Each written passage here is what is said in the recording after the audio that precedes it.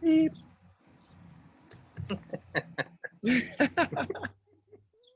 She's so lovely. So polite.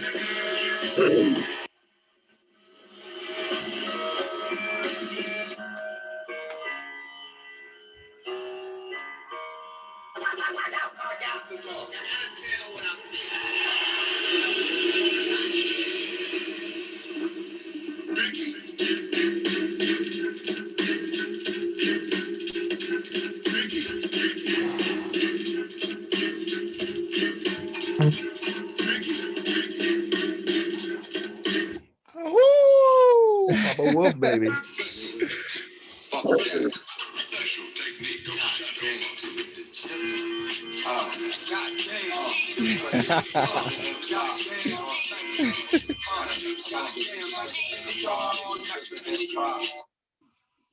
I breaks it down to the bone bristle. Those speaking stunt missile, heat seeking, Johnny blazing, nightmares like West Craven. Niggas gunning, my third eye seen it coming before it happened. Yeah. What's popping, y'all? What's popping? What's up? Yeah, man. There's a lot to cover here. Hey. Did y'all hear what Trick Daddy said about Beyonce? Well, he said she can sing, but she can't sing. There's a difference, y'all. By comparing her to Whitney, y'all know who Whitney is, Alicia, Mariah, Adele, Ariana Grande, Stephanie Mills, and Patti LaBelle. He also added that he ain't scared of the beehive, and neither am I, y'all, because bees can't handle smoke. Plus, we grew up with La Cucarachas anyway, you keyboard gangsters. So just remember. You don't want it. It's not worth it. Y'all better just take y'all flowers while y'all still got them. Oh man, check it out, y'all. Age is just a number and maturity is a choice. Hey fam, GPS fam, that is. This is another short story from Uncle Firefly. Love is a permanent state and infatuation is only temporary. I had a situation back in the 90s. I was dating a young woman that we'll just, for name's sakes, call her A. Wesley. And she had an acquaintance named A. Lardner. A.W. loved me, and A.L. was just infatuated with me. So be mindful of who you let into your inner circles and befriend.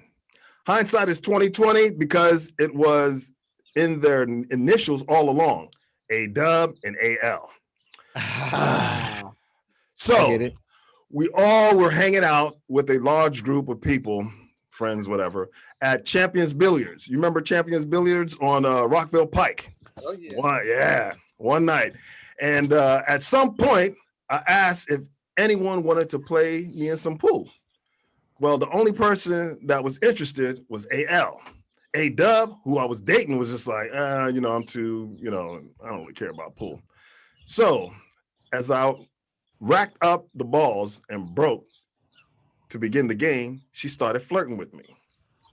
To make a long story short, I ended up taking her home because she lived closer in proximity to me than anyone else.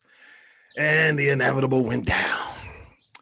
And we continued to hook up during and long after my relationship ended with A-Dub.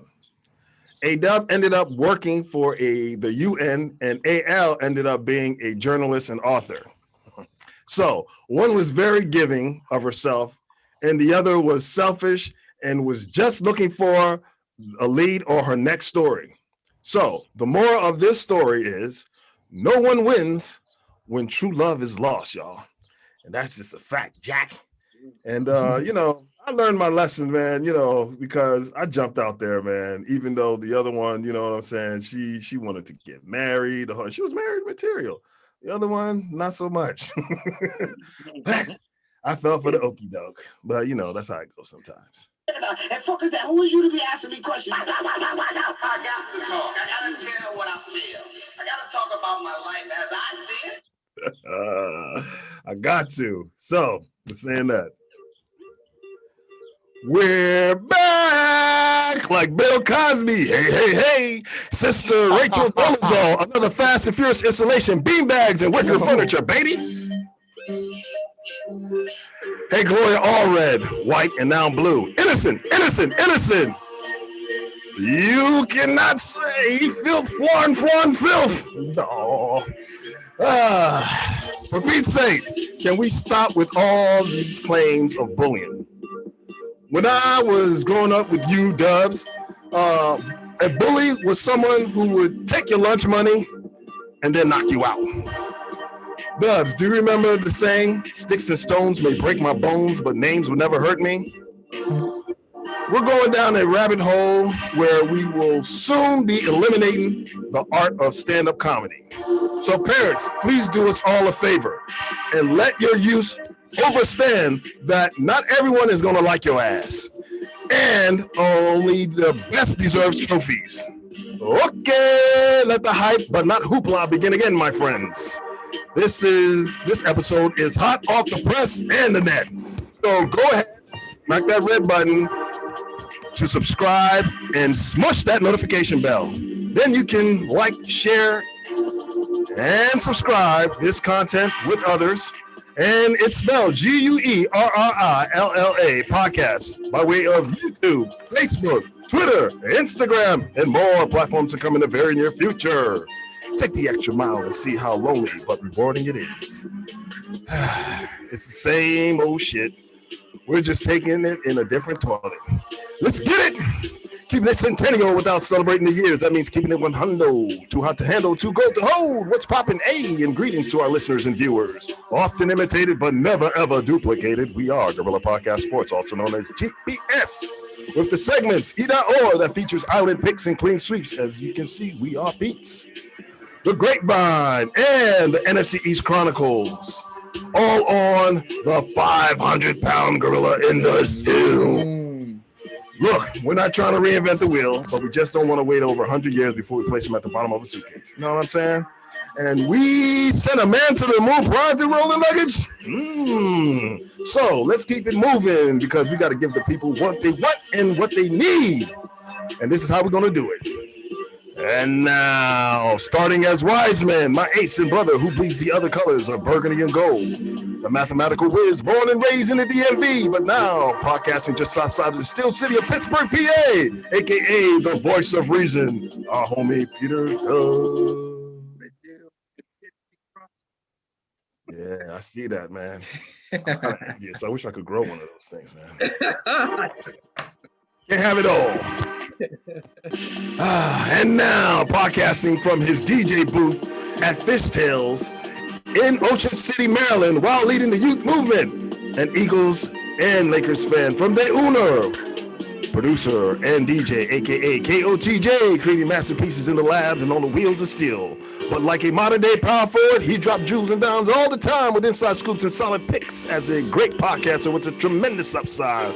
I'm man Chris B. Let Shikari run. Let Shikari run. Yes. Simple. She did it to herself, man. Damn, girl. All those endorsements. And now, showing stick-to-itiveness while repping the Wizards and Cowboys Nation with that hard knock life. From my sports lab in Mitchellville, Maryland, acting as a restaurant, club, and bar owner during the COVID era, filling in as a cook, waiter, bartender, bouncer, DJ, and sometimes a life coach. Yours truly, Uncle P. So, if you are seeking informed sports talk that is never outdated, from the Griot Trio that aren't just grasping for straws, but we have facts, that's why, then you are in GPS has put you at the right location. Your inner GPS, that is. So, huddle up and gather some of this sports info and knowledge with spectacular vernacular on another episode of the 500 Gorilla in the Zoom. Check it. What it do, familia? What it do? Dude. You know. Cowboys Yeah, about to get chilling. that hard knock life curse, baby. Man, Hey, it's all entertainment to me because after what happened last year, there's only one way. I don't know. I don't know if it's a good look. that 4 and whatever, or 5 and whatever, 6 and 10, man, 6 and that 10, was disgusting, man. That was absolutely disgusting. And to So- repeat that, it'll be very hard. But anyway, we'll find out on GPS, baby. That's the name. It don't change. Yes, sir. We are here back in the saddle. And tell me something, y'all. What's up with all these cars sounding like lawnmowers? I mean, who started this dumbass trend? If they are trying to emulate Fast and Furious, they're more like fake and foolish. So please stop violating the noise ordinance because all of that ain't it, fam. That ain't it. Fake ass wannabes. And I got just one thing to say to y'all, and it is who raised ya? Shout out to my man TK Kirkland, man, because this is happening too often.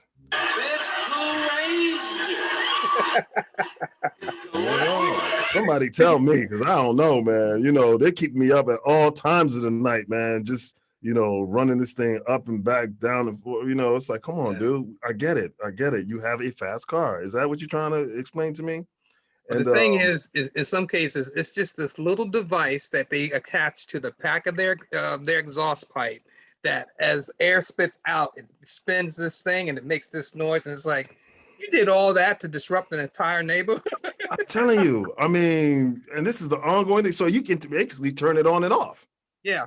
Oh, I mean, wow. I'd rather you drive through and have your music blasted if the music's worth listening to. Yeah, because eventually it's gonna pass, and Exactly. But I'm gonna still hear you way down the road with that thing on.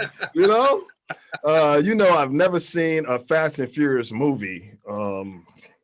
That's just how it is for me. Yeah.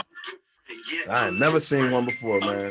And who knows? Maybe if I did, I would understand this craze a little bit better. But right now, I'm just not feeling it, man. I'm rolled too tight. You can't pull me. All right, y'all. Real quick, the Professional Team Name Association. We're gonna start off with you, Dubz. Green Bay Packers. Did you say Green Bay Packers? Oh yeah, Green Bay Packers. Not making the playoffs. Ooh, okay. Chris B. The Browns. No, the Browns. I'm giving you a new one. Baker's last season. Ooh. Damn, that's harsh. There's going to be a lot of Cleveland people jumping off that bandwagon then. I can tell you that much. All right, Dubz, San Antonio Spurs. Bye, Popovich. You think it's time for him to retire? It was time 2 seasons ago. Okay. I guess Becky's going to be taking over. Give me that Becky. Give me Becky with the good hair. Oh no. All right, Chris B, Clippers. Kawhi's player option. Okay. Do you think Jackson's coming back? Reggie Mr. Jackson. July or May, whatever they call him. Reggie Jackson. Yeah. Is his name Reggie Jackson? Yeah, the point guard. Yeah. Wow. I thought, okay, yeah, Reggie Jackson. Mr. October. That's why they call. We got Mr. October. They call him Mr. July. Mr. July. So I'm going to say, unless someone offers him more money, he stays with the Clippers. But I guarantee someone's going to offer him more for the playoff performance. Man, I even say he might even stay in the Western Conference. He can change locker rooms right now. They'll pay that money. They're like, instead of giving that money to Mr. Schroeder, we'll give that money to you, and that's an upgrade. You know that. Exactly. Yeah. All right, y'all. Here is the rundown of topics for this episode. Number 1, the NFL season's top stories with a look around the league. The NFC East Chronicles. What will it take for the Cowboys, Eagles, Washington football team, and the Midgets to win a Super Bowl in the next 4 years? That should be interesting. The NBA news and playoff updates. Also in the NBA, your all NBA selections for first, second, and third teams. 2, we'll go to was Hall of Famer Scottie Pippen on point about the KD and LBJ scenario.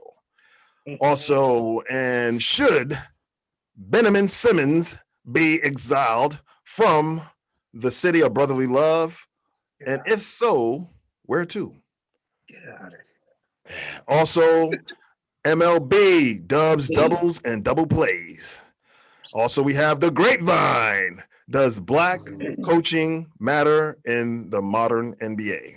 Also, we have win, loss, or pause.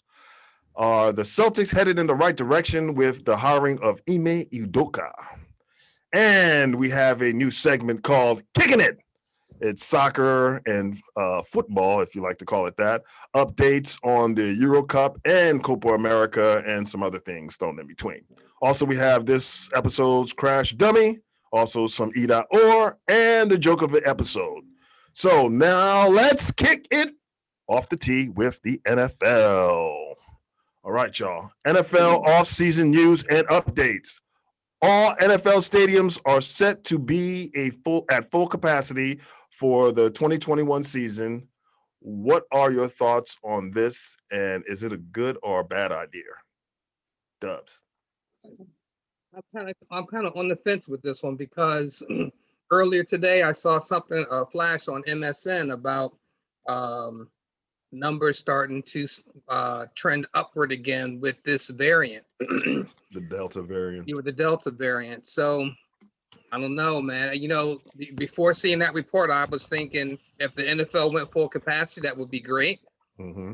But then I was still thinking, well, maybe it wouldn't be that great because of the shenanigans that go on in the stands at football games and, you know, people throwing beer bottles at the refs on the field and stuff like that. And now with the fact that people have been bottled up for so long because of the pandemic, Mm-hmm. you know, they're going to get to these games and have all these crazy mental releases and not be able to control themselves. So I don't know, man. I mean, we'll see, but I think it's a double-edged sword. You're darned if you do and you're darned if you don't, because the bottom line is it's that's revenue. Yeah, it is. Yeah. All right, B, what you think, man? They should wait, get vaccination numbers, still take precautions, or do what the NBA did in the playoff games, have a vaccinated section, unvaccinated section, since there's not 100% certainty that everyone has received the vaccine. So they should still take some sort of precaution, because there are people who out here in Ocean City, like, still, I'm not vaccinated, but I'm not going to wear a mask, you know?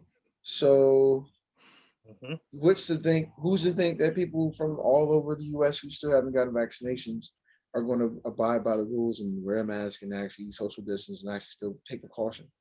It's not going to happen anymore, because it's too easy to blend in with the people who are vaccinated.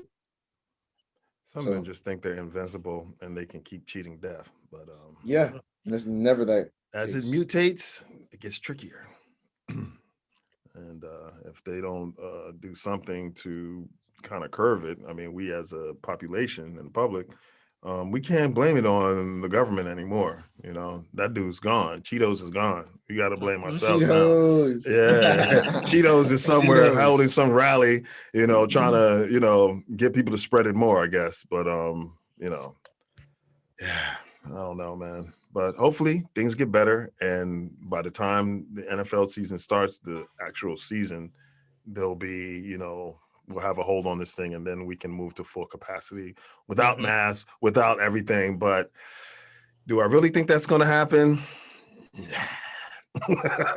But, you know, hope, gotta have hope. That's right. I'm an optimist. Okay. Moving on. Ex-Washington football team running back Darius Geis, domestic violence charges were dropped. So, Peter Dubz, now what do you think about your team's releasing of him last year, 2 hours after he was arrested? I still think the release, or let's say the freaking immediate release was validated because even though those charges have been dropped, guess what? There are charges being brought against him and LSU from I think 3 or 4 other women for transgressions that he had against them when he was at LSU. So it's not over. His legal woes are not over anywhere anytime soon. So so the other day when the charges were dropped and people start going crazy on social media, he's going to come back to the NFL. He's going to go to a team so he can play Washington. The NFC East, the Giants or something. Yes. Now it's just like this. Time out. Slow your roll. Wait a minute. It's gonna yeah. Let it percolate. Yeah, he's got more trouble to deal with, so he's not going to coming back to the NFL anytime soon. Are these legitimate? I don't know if they're legitimate or not, but the bottom line is he's got court cases that he's going to be dealing with, and nobody's going to want to touch him until that is all done and over with. And I don't think Goodell is going to allow that to go down anyway until that is taken care of. Right.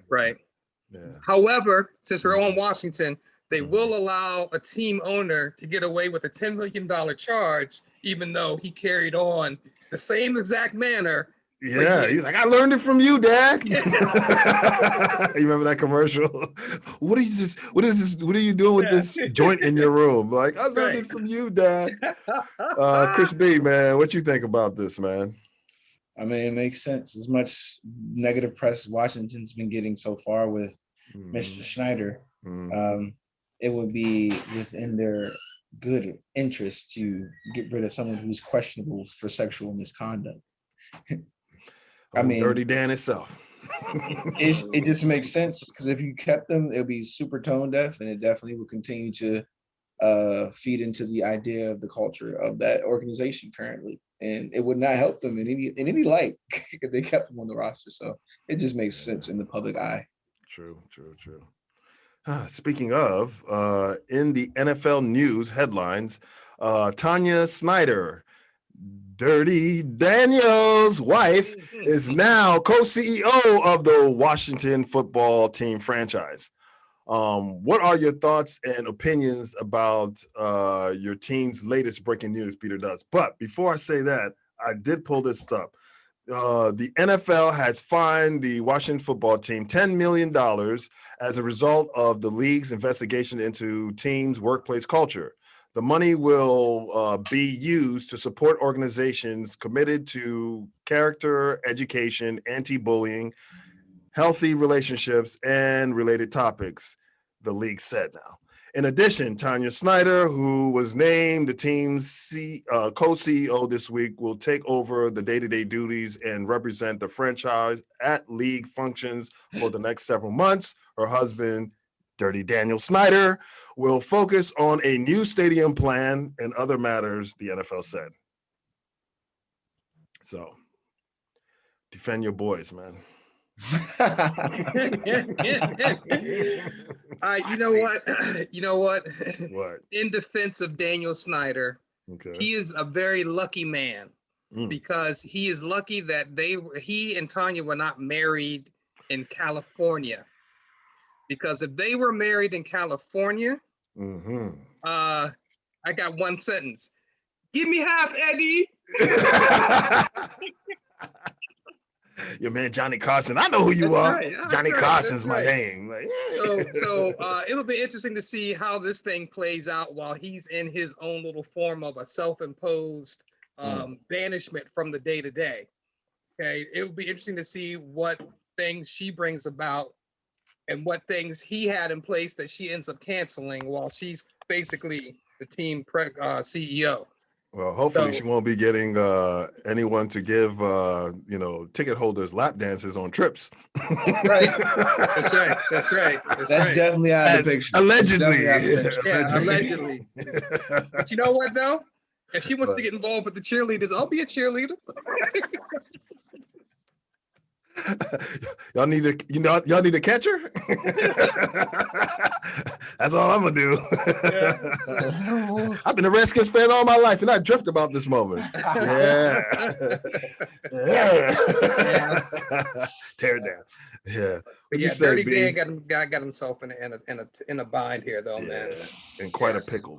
She's Mhm. gonna run with that. She's gonna run with that franchise and do things that he didn't do. Yeah. And and if you know anything about their union, she's gonna hold it over Dirty Dan's head. Like Forever. I Forever. bailed you out. Never going away. And you ain't never going to break. They're like, I'm getting more than half because you remember that time when I had to rewrite this franchise, give it a new face? Yeah, that's me. I think she's going to be doing a hell of a lot more than the Squire's wife running around topless in Georgetown or driving around topless in Georgetown on top of a car. I can see her saying, I want a divorce. Find her a new piece. You know what I'm saying? So that's what you want? That's right. Man, I want a divorce. And some lucky, hopefully, brother would be like, hey, I'll let your boy.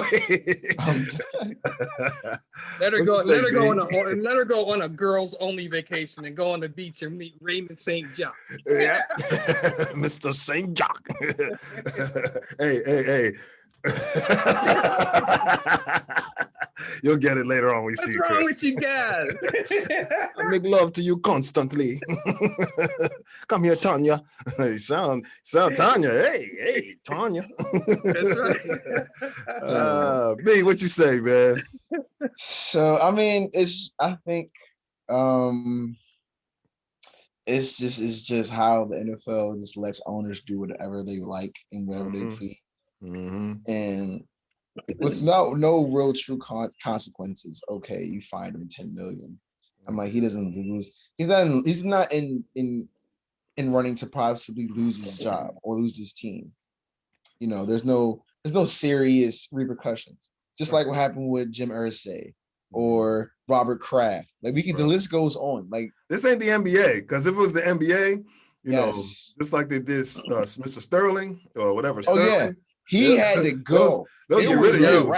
And this is before Super Bowl culture and all that. He had to already get rid of his team and everything. Oh, yes. So I'm like, good point. There needs to be some more cracking down on owners in their conduct when they're, conducting business and with their prospective franchises. I'm like, you can't have the players follow these strict rules, but let their bosses have free reign almost over anything. And that is another downfall of Roger Goodell. It's just like, and this is another thing about Roger. I don't mean to cut you off, but all this happened in his backyard. Doesn't he live in Chevy Chase, Maryland? Yeah. Dude, somebody must have came up to you during one of the games and said, hey, this is what's going on over there. And you didn't correct it until it got full blown and came out in the Washington Post, Mrs. Applegate, and different people start talking about it. Now you're like, but you know how that went. Number one, nobody had to tell him that this is what went down because he already knew. He's the one that asked for some of it to be done. Can I get in on the action? Let's take that picture for me. I'm gonna take his holder too. Yeah. But let's not forget what the NFL's done here, though. They have. I mean, everybody thought that the end result of this whole investigation was that they were going to force him to sell the team. Right. And it went the complete opposite, because not only did they not force him to sell the team, he actually purchased the part of the team that he didn't own. Right, from the minority owners. Out the minority owners. So now him and his family own 100% of the team. Wow. Yeah. Well, I guess he'll be selling Six Flags soon. Well, that's right. He owns Six Flags. They have like an accident there every week. They're right down the street. That's true. Like that's something true. breaks down or something. It's like, come on, man, you can't keep up with this stuff, man. I mean, you're dealing with lives. He's also dealing with lawsuits. Life or death. He's definitely dealing with some lawsuits. Oh, for sure. Yeah, but Chris B, you want to cap that off? But back to Roger Goodell. So he's letting the owners run the league instead of him running the league himself. And this is continuously being shown. And there's no since he's the owner's commissioner and not the league's commissioner, he won't really lose his job as well. So there's no major shakeup. And if there's not a major shakeup at the top, this culture will continue.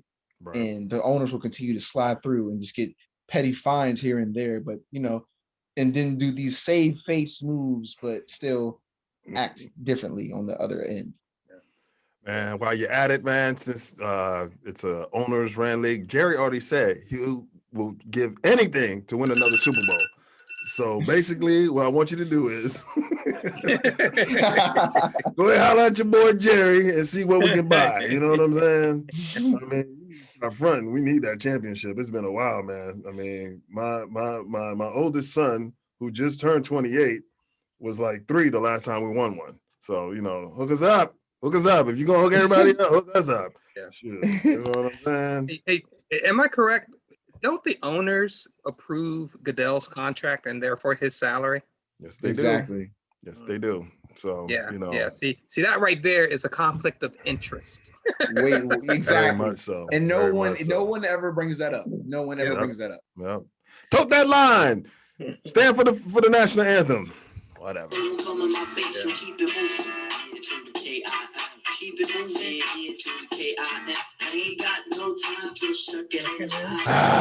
The moment we've been waiting for. The NFC East Chronicles, baby. Yeah. What will it take for the Cowboys, Chris's Eagles, Dubz, Washington football team, and who cares about the midgets to win a Super Bowl championship in the next 4 years? Yeah, I said it. I'll tell you what, y'all. We'll go back to it. Let me shuffle it up. This is for you, Chris B. Okay, 8. Next 4 years. Yep. I'd say prepare the new generation and continue to draft correctly. This is the first draft that we actually got some solid picks. Okay. All those old positions need to be replaced with solid young talent. If you want to really get a solid franchise consecutive years back to the playoffs like we used to have, you need to actually build your roster. We've groomed names like Brian Westbrook, Lito Shepherd, Brian Dawkins, McNabb. Like, we've groomed those names from draft. So we can continue to do that if we can just draft correctly. I don't know about the coaching right now because, you know, I haven't seen any of this actually come through fruition. Rock, paper, scissors, baby. We'll see. And it's funny because the future could be on Jalen Hurts' shoulders, or we can just have 3 first-round picks next season and really have a true rebuild. So this season really has that question mark in tow. So if Jalen Hurts performs and shows everybody he's a franchise quarterback, that's less work we have to do toward building or finding that quarterback and retooling offenses and coaches and coordinators and whatnot. And we can just use those first-round picks for things like building our secondary, which is the one glaring issue that I still have a problem with right now. And if this season, if we get close to a wild card, then we are way ahead of schedule. But we need to get rid of some of these old contracts as well, or restructure a lot of these deals, because some of these players won't be playing out some of these contracts. We need to get smart with the cap situation, because a lot of the players that we will want to keep, Dallas Goedert, maybe Devontae Smith, Jalen Reagor, Miles Sanders, like all is going to be due for a deal soon. And if we have all these old contracts still on I still got to pay you next season after that. And because a lot of some of these deals that Howie did, he would give them some of these numbers, but not until the season after the season that just passed, stuff like that. And I'm just like, that's going to really hurt us if we continue to let these old dudes continue to collect millions when we need to really build our roster. Right. So, and if we sign free agents, be smart. Don't continue to get these 30-year-old guys. But they're proven to Howie now. Some of them, yes, but like I'm not even like fully happy about the Slay move. The Slay move should have been a lot earlier. And I'm like, he's still on the back end of his career. He's probably got 2-3 more years of probably above average play. And then, you know, what's next? So if we sign veterans, let them be veteran minimums, like pay them as veterans. Stop giving them crazy contracts because that's what's going to continue to hurt us. A lot of people got cracks at getting a Stephon Bills wide receiver, Stephon Diggs. Diggs, yeah. They got a crack at Stephon Diggs for the most cheapest. DeAndre Hopkins, cheap. I'm like, we can do those deals if we, sign the correct deals for our own. But it's not free agency. Free agency is not the way. And all we gotta do is really build our roster like we did back in the day. Really stick to those guns. Yeah. That's a winning formula, if you ask me, just like y'all did it back then. Yeah. Does Howie have it in him right now? We shall see. I said we had one draft, so I'm like, he might be on the up and up. I mean, if we get 3 draft picks next season, then the next year's draft belongs to us. First rounders, right?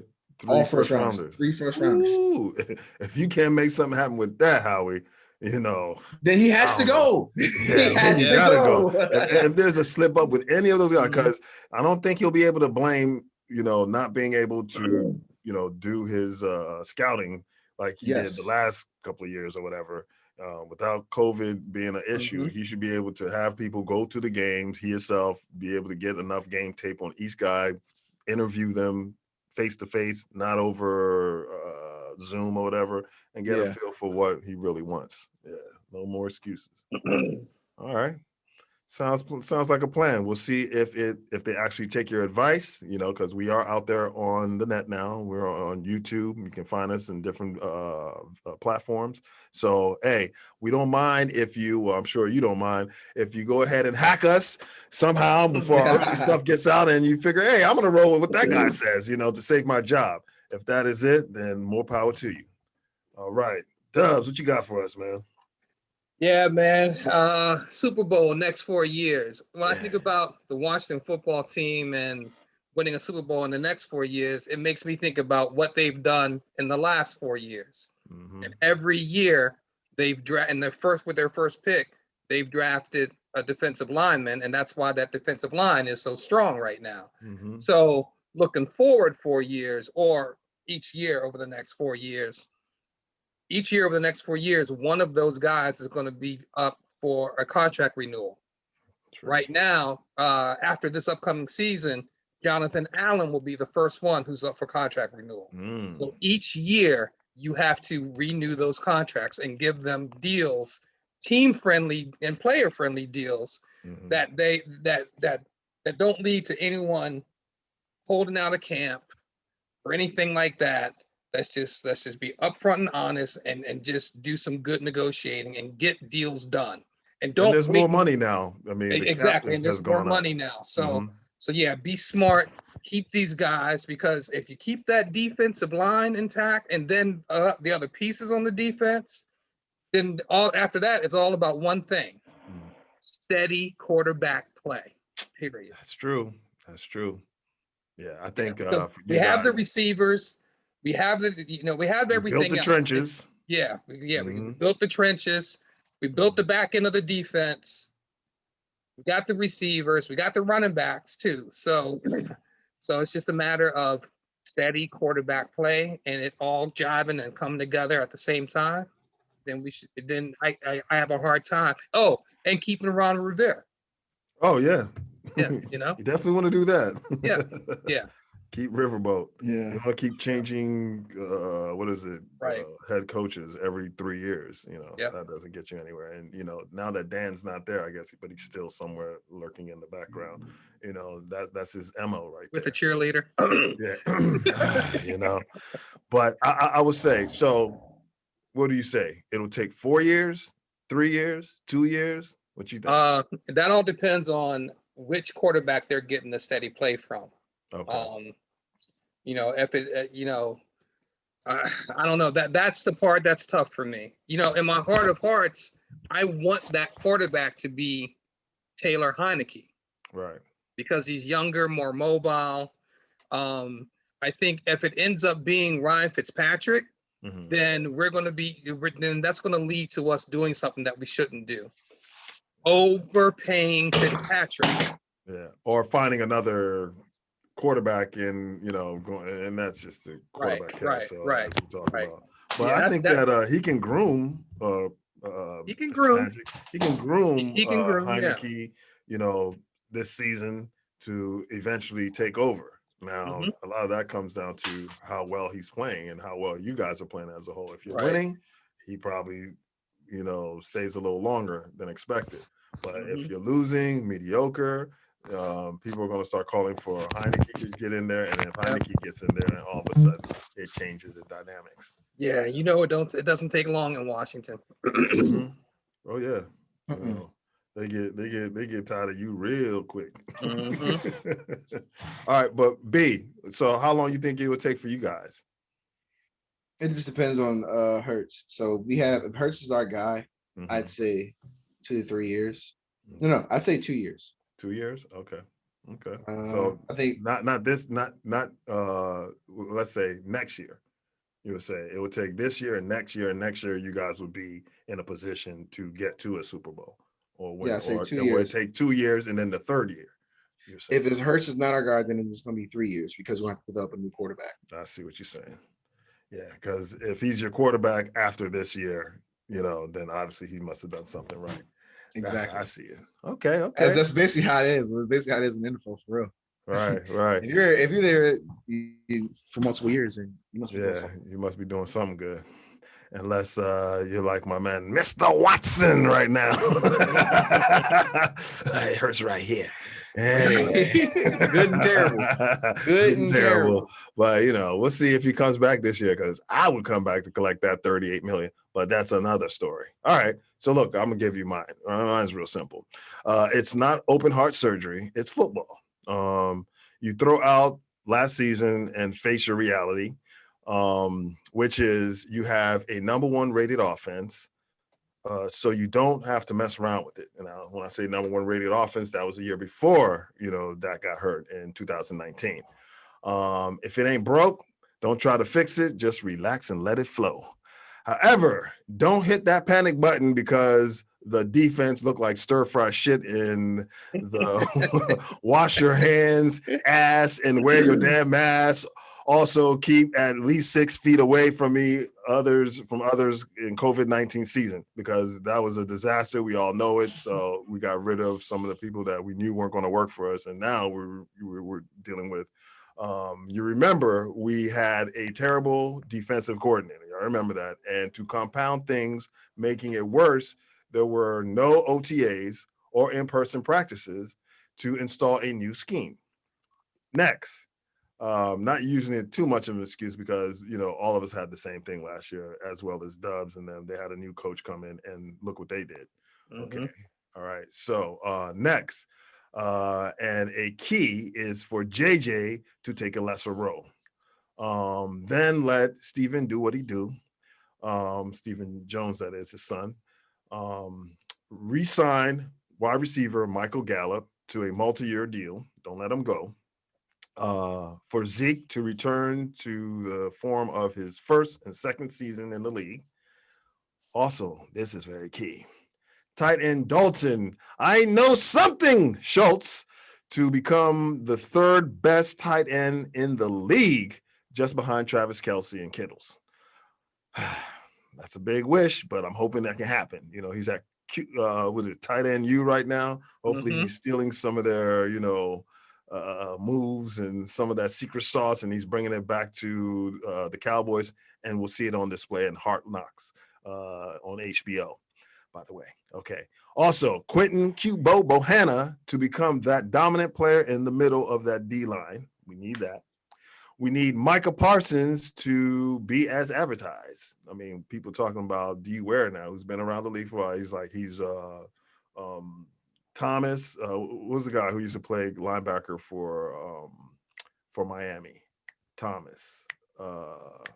Jason, who used to play for you guys. He's married to his sister. You'll think of it. Also, Urlacher, and also Brady James, who used to play for us. Now he's compared them to all those guys rolled up in one, because he can rush the passer, he can drop in coverage, he can stop the run game. So if he can do all those things, then he's definitely going to change the face of that defense. You mean Jason Taylor? Well, Jason Taylor's, who was the guy who was playing linebacker when he was on the front in Miami? Something Thomas. We'll look it up. Oh man. Yeah, Oh I can't think of gosh, his I can see name. him. Yeah, Real yeah, square jaw and everything. I can see him. yeah. He's married to, actually, I'm sorry, Jason Taylor's married to his sister. Right. Right. And while you think of it, and for one of our 2021 drafted DBs to become really good, not even great, and I'm like that bully Papa Doc from the movie 8 Miles. I remember seeing 8 Miles. Oh yes.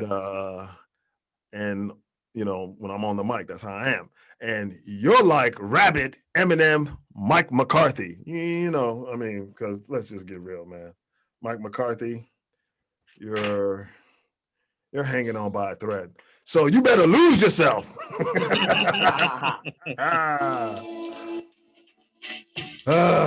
Look, if you had one shot or one opportunity to seize everything you wanted in one moment, would you capture it or just let it slip? Yo, his palms are sweaty, knees weak, arms are heavy. There's vomit on his Dallas hoodie, Jones spaghetti. He's nervous, so lose yourself and let Kellen Baby Genius Moore and Dan the Medicine Man Quinn take the stage, or it's back to the lab again with your mobile phone, Indeed.com, and shenanigans. That's all. Terrible. Zach Thomas. Zach Thomas, that's his name. Yes. I mean, now, if you roll all that guy up into one person, man, I can't wait to see this guy operate. And he better be as advertised, because if not, you got some explaining to do, D-Ware. You just got us all hyped up for what? You know what I mean? To find out that he's not that. So yeah, that's how they're gonna get back to the Super Bowl and win a Super Bowl. And I'll say that can happen this year. And if that doesn't happen this year, there it goes. The delusion is back. If Dak is healthy next year, so I'll give him 2 years tops. But I'm expecting it this year. If it ain't happening, if I don't see signs of it happening this year, I'm gonna be highly upset. So I want y'all to know, y'all heard it first here on GPS, baby. Yeah, you did. Stand up, Cowboy Nation.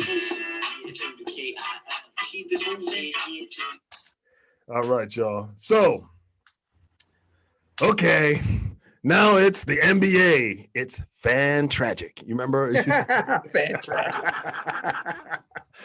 The Portland Trailblazers hire first-time head coach Chauncey Billups in his hopes to keeping their superstar PG point guard Damian Dalla No Change Lillard. Do y'all think Dame will stay in Portland after this hire? B. Everyone has to remember that the extension that Dame signed with Portland starts this season. After this season. So if any trade were to go down, it'd be in Portland's favor. Unless someone makes him a crazy, stupid offer that they can't pass up, he's going to be either in it for the long haul or sent to somewhere he doesn't want to be. Just like what happened with Kawhi in when he got sent to Toronto. But I mean, unless, I don't know, barring any major disagreement, Dame doesn't have much leverage right now. I see him at the game. You know, he went to a WNBA game and he was hanging out with Dane. I saw him dapping up the King first. Then he went on to D-Wade. You know, the stars are out. They're like, yo, man, we waiting for you, bro. Let's see if we can. That's how it starts, though. I'm not gonna lie. Yeah, you know, and the Lakers have a lot to give up to get him. Think about it. They have a lot of young talent. Buy Kuzma. Buy, you know, all those guys in the stable right now. They're like, yo, we about to let you out. You can run free. You ain't gotta be here no more. You know, so hey, Dubz. I think Dame has to go, man. Yeah. I think Portland had its chance. Portland had its shot to do right by Dame, and they failed miserably. And the first opportunity that they failed at was that when they decided to not, they didn't even allow your boy Vanderpool to even interview. And I know that just tore Dame and not only him up, Yeah, but CJ. But CJ. it must be something that they just don't see with that, because he has that connection. They made certain statements after the hiring in Minnesota last year or last season, and this season still, I guess. But yeah, and to not Yeah, even give him an interview. yeah. But look, there's no more. There's nothing anymore sidetracking on his personal record than there is on Chauncey Billups or there is on Jason Jason Kidd. Kidd, you're right So, about that. right, You're right. right about And that. actually, those two were more publicized and more talked about when they were in the main flow of information. So Right. please give the man a shot. I mean, but to lose And I that know him too. opportunity, He has a good, clean record. You know, he's a family right, man. He's married. right. He's, you know, he ain't staying out late nights. He ain't going to strip clubs. You know, all that stuff. So it's one Yeah. of those things, man. Yes, yes. Yeah, they haven't done right by him. I think Dame should go. Mhm. And if that means he has to take less to be on a winning team, a more consistently winning team, I'd Mhm. do it. I'd do it, man. Look, you get to a point in your career where it's not about the money, it's about the chip. Yeah, it You know, is. and then once you get the chip, then it's all about the money. So Oh yeah. You know, yeah, so I don't know what they're trying to do to keep him in there, but you know, I can see him. You it's know, holding the brother down. That's what it's yeah, doing, Pete. I can see him being like, look, y'all, you know, this is just not enough for me to keep me here, and Uh-huh. therefore I got to go. So I feel the same way. Dame is not going to stay another year in Portland unless no one is willing to shell out certain They're things definitely gonna to trade get for him. him though. Yeah. Yeah. I definitely still think, I mean, LA has the lead on that. He had this most, it's the most it's a bigger market. He'll be under the limelight because play with LeBron and AD. Mm-hmm.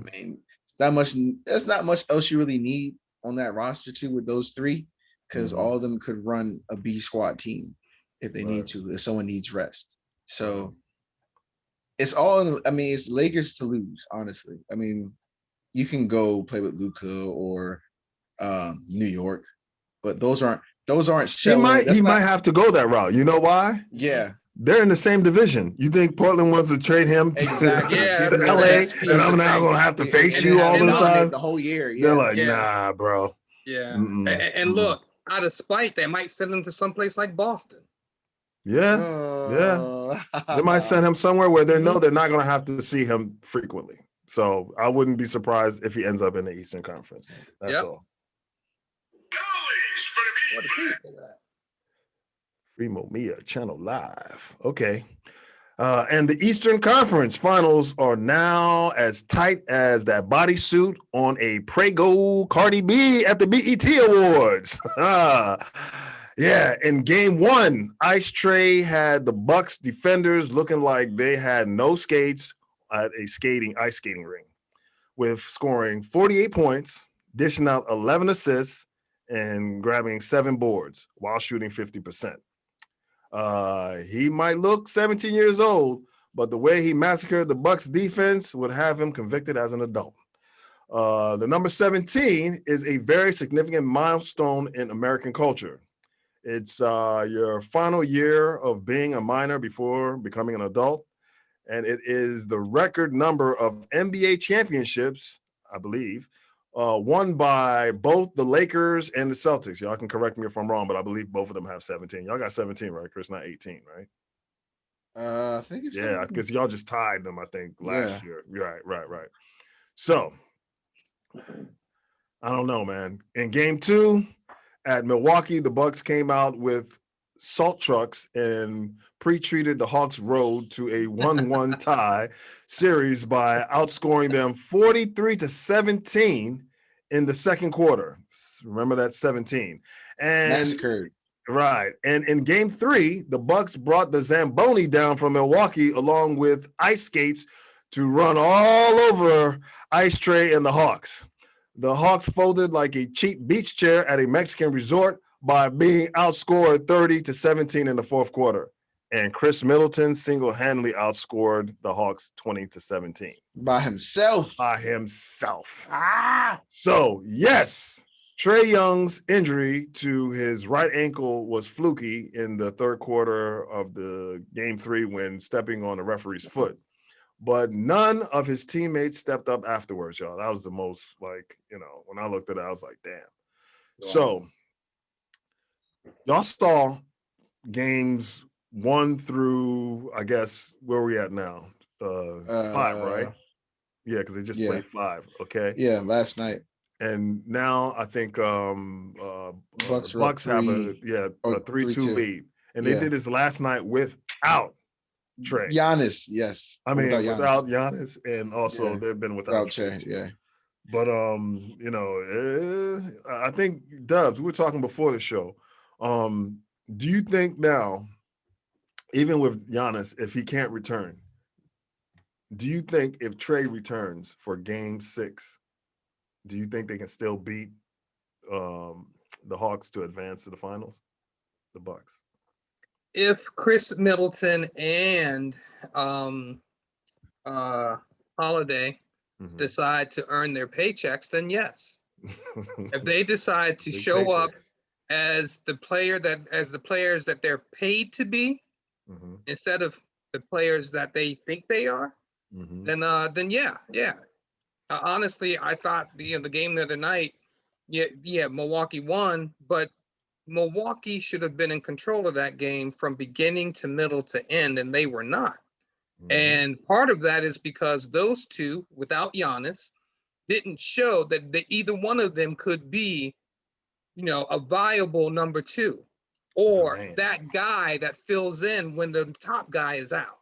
Yeah. So, neither one of them has had that KD moment where KD, when he had that moment, what did he do? He put up 47, 48, played stellar defense. Yep. And by the way, didn't sit 1 second of the game.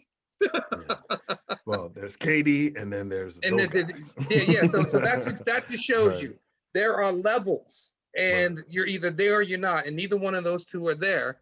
And so maybe that could be a defining moment for at least one, hopefully both of them, but I don't see it happening.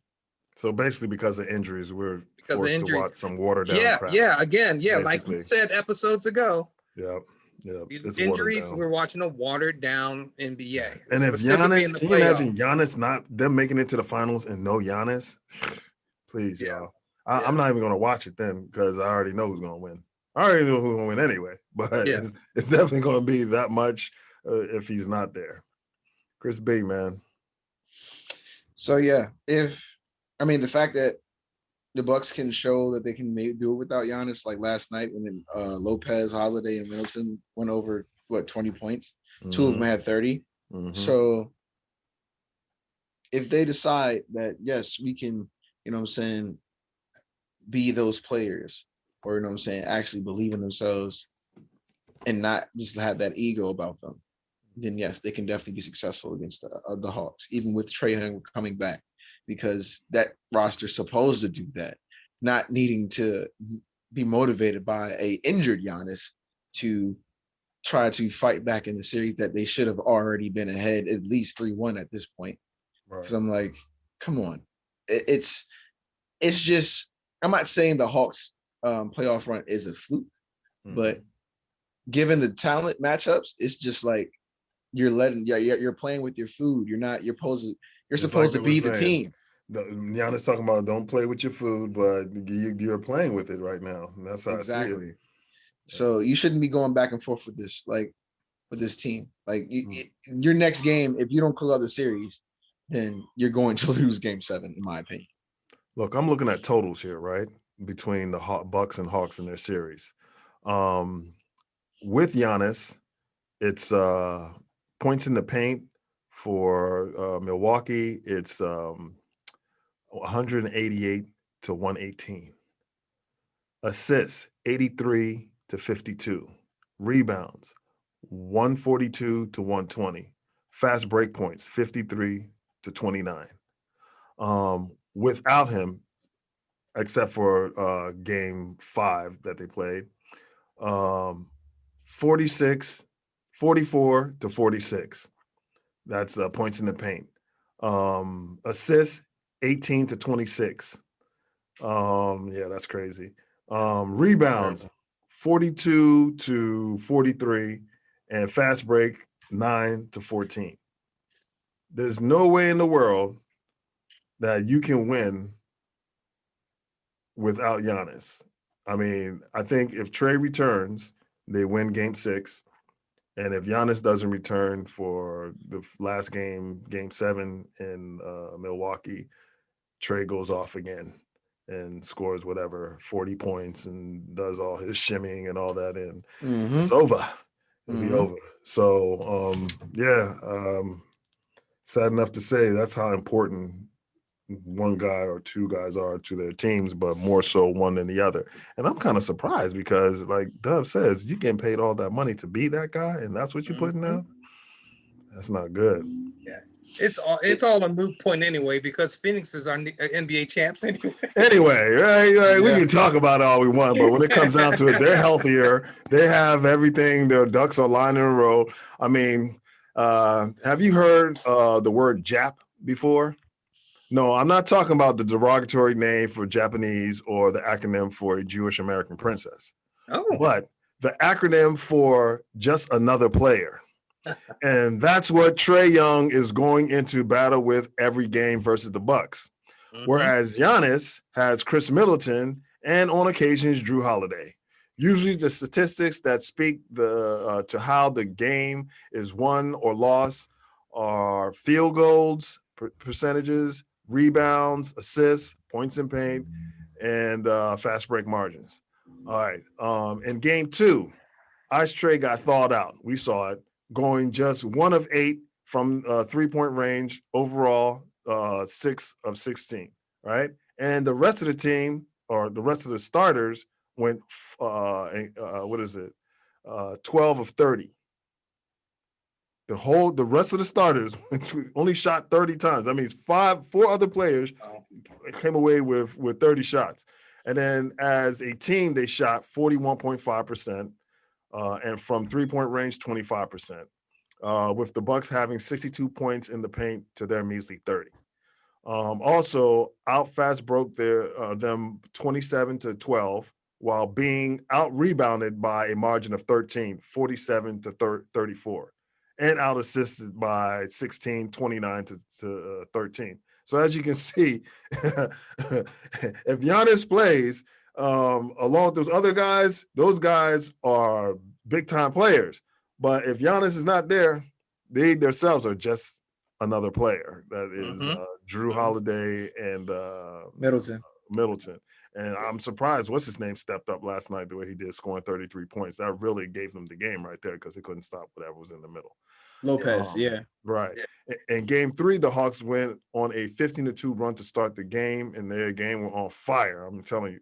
But then they were extinguished soon after being out-rebounded by 50 to 35 margin, with Trae putting up a goose egg, no rebounds. And I understand that. You know, he's not a big guy. He's not one of those guys who's going to go in there in the mix. You know, his main thing is shooting and distributing. While getting out-dueled again in the paint, 56 to 34, which I must add are all high percentage shots. So between games 2 and 3, the Hawks had been outscored in the paint 112 to 64, and also being out assisted 56 to 33, which equates to good ball movement for the Bucks, which I refer to as soccer basketball. Let's keep it 100, y'all. All in all, those stats are a recipe for dubs for the Bucks and L's for the Hawks. But I must add that the juju being performed by Giannis Nigerian witch doctor is very potent because every team the Bucks have faced comes down with a significant injury to aid in their quest for a chip. But I think the Hawks rookie power forward Okongwu fan must know the best juju man around because Giannis just got a hyperextended knee in the 4th game, in game 4. So In the second half of Game 4, without Giannis, the Bucks look like an old, worn-out moped at a Mexican resort. Where you at, Drew? And where you at, Chris? If y'all don't step up, the Eastern Conference Final is now, 3-2, like we said. And I just don't know, man. If they go to the finals, that's the Bucks, without Giannis, I don't want to see that, man. That's a rout. So You know what I got to say to all? You know what I got to say to all that? what? In true WWE WWF fashion, this statement is for Chris Middleton and for Drew Holiday. What you gonna do, brother? With Chicken Leg Lou and the 24-inch pythons run wild on you. Chicken Leg Lou, Chicken Leg Lou, Chicken They ain't gonna do nothing. That's what I see, man. They'll probably be, we can't handle the smoke. It's too tough, I mean, in Milwaukee, if you can't win it in Milwaukee, then there's a serious problem there. Because they already did a test run and they won, I don't know convincingly, but at least in double digits. You should be able to repeat the same act. Yeah. All right, moving on from the Bucks, now we'll turn into the Phoenix Suns. DeAndre Ayton, who parents are Nigerian, must be using that same juju man because they have had some similar injury luck versus their opponents as well. Case in point, in the first round against the Lakers or the Acres, AD and LBJ leg ailments. Second round, no Jamal Murray. Third round, in the Western Conference Finals, the Slippers had Paul, but no Claw, and got bounced. Yes, they did. And they got bounced to the point where I guess your man was so vexed, he had to push Paul in the back. I mean, Yeah. That's a bad look. Bad look. Not for him. Shove that man. That's a good look for him. That's what he does. That's what he do. That's who he is. That's true. It's that story about the what is it? The scorpion and the frog, when he's sitting on the lily pad and the scorpion wants to get across the pond and he's like, can I get a ride on your back? And he's like, hell no. If I let you get a ride, you might sting me and I'm gonna die. And he's like, if I do that, we're gonna drown. Why would I do that? Then he gets in, he puts him there. Halfway through, he feels the burn on his neck, the frog that is, and he realized he got stung and he turned around and he said, hey, why did you sting me? He's like, I don't know. It's just my nature. So for him to push him in the back like that, and he gave some BS apology, Yeah. No one's buying Still it. getting suspended. He'll still get suspended. Yeah, But does he really it's care? all still happening. You're talking about a guy who came from nowhere, nothing, to make it to the NBA. I mean, he went by route of Russia, who knows where else. And, just to get to the league, he's like, hey, man, I'm still getting millions. So what you going to say that's going to hurt my feelings? Absolutely nothing. And he's known for hurting people, Russell Westbrook, others, he took them out, took them all out. So with that series, guys, it's over. Basically, my question was at the end of that, who do y'all have winning the NBA Finals if it's going to be the Suns against the Hawks or the Suns against the Bucks? Both scenarios, it's the Suns. The Suns. It's the Suns, yeah. All right, clean sweep. unless something else happens that really surprises the hell out of us, I think that's the way it's going to go. They're the more balanced team. Yeah. Mm-hmm. They have everything they need for their attack and just All everything right. just solid all around. Yeah. I was even going to read off some, what is it? Some statistics from them, but points in the paint, 232 to, is it 232? Yeah, 232 to 294, I believe, or 284. That's the Suns outdueling the Clippers. Okay. Also assists 112 to 144. The Suns. Rebounds 152 to 172. I mean, points in the paint. Where's that? Oh, I already said points in the paint. So with those numbers, man, it's just hard to beat a team. Mhm. DeAndre Ayton's a stud. I said it right? DeAndre Ayton. That's his Yeah, name. yeah. Mhm. Yeah, he's a stud, man. And people are gonna have to deal with him for years to come, I must say. So we're gonna bounce from that, and we're gonna go straight to your all NBA selections, y'all. First team, who you got? I'll start with you, Dubs. And so I had a hard time with this because the more I looked at it, the more it kept feeling to me like I was picking my top 15 NBA players. So, so with that being said, this is going to be unconventional. It's not going to have your standard point guard, shooting guard, power forward, small forward, center lineup. Okay. I hear you. All right. So first team, Mm-hmm. the King, LeBron James. Okay. The next King, Kevin Durant. Okay. Giannis. Steph Curry. Mm-hmm. James Harden. Okay. So you That's got my first team. So we're gonna do first teams first. So you got the King, you got KD, you got Giannis, you got Steph Curry, and who was the other guy? James Harden. James Harden. James Harden. Okay. All right. B, who do you have for your first team? Bron, KD, Giannis, Dame, and Steph. Okay. Now you guys are all basing this upon, your feelings, not necessarily what kind of years they had, because a lot of these guys were injured. Harden was injured a lot. KD was injured a lot. And so was LeBron and AD. All these guys that you guys name, a lot of them were injured. Okay. I base mine on not just I base it on my eyes, their body of work over the last 3 seasons. Oh no, we're talking about this year, bro. Oh, just this year. This year, yeah. Okay. But if that's who I'd you still got, go with it. I'd still go with it. Still go with okay. it Because that's a hell of a NBA All-Star team, I must say, on both ends, right? First team for me, I have Steph Curry. Second player I have is Bradley Beal. Third player I have is Luka Doncic.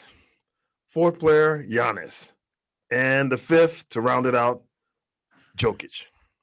So there I go. Wow. For my first team. Okay. Wow. Let's go. Yeah. Let's go to the second team. Who y'all got?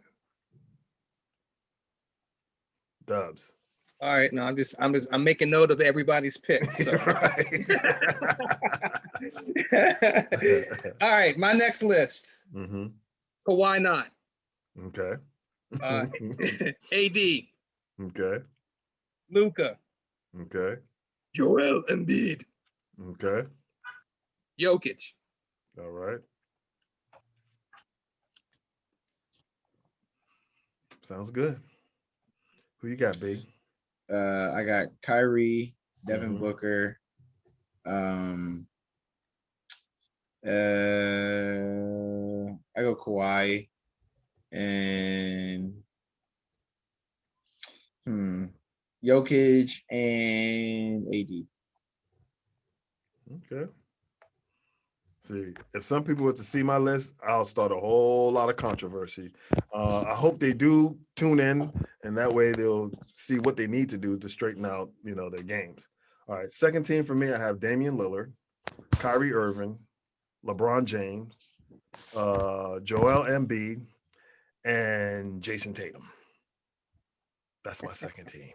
All right. Third team, who you got, Dubs? I got Dame Lillard, Beal, Tatum, Chris Paul, and I have a sleeper that I guarantee you won't be on either one of you guys' list. Okay, let's hear it. Jimmy Butler. Okay. You'll see. All right. Who you got, B? I got Embiid, dang it, Donovan Mitchell. That's somebody else in the front court. I'm at back court. Donovan Mitchell. Who was the other guy?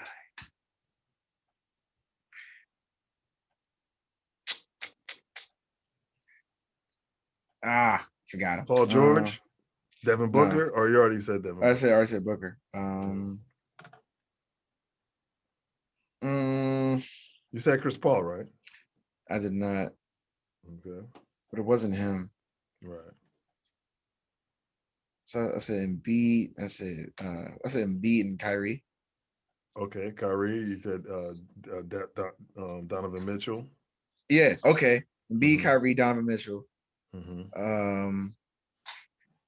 Did I say that on the second team though? Did I say Kyrie in the second team? You say Kyrie on the second team. Oh, you did? Okay. So, Okay. Yeah. So Yeah, I had forgot Kyrie on the other second guy. team myself. Dang it. I had forgot Kyrie on the other second team. Oh no. It was Donovan Mitchell and Bradley Beal. Okay. Oh, so Bradley is on there. Okay. Well, Yeah. hey, So, yeah. welcome That's to all I knew was welcome to the party, even Yeah, if he yeah. comes late. All right, cool. All right. So yeah, Mitchell, Bill, Embiid, Two more. Tatum, and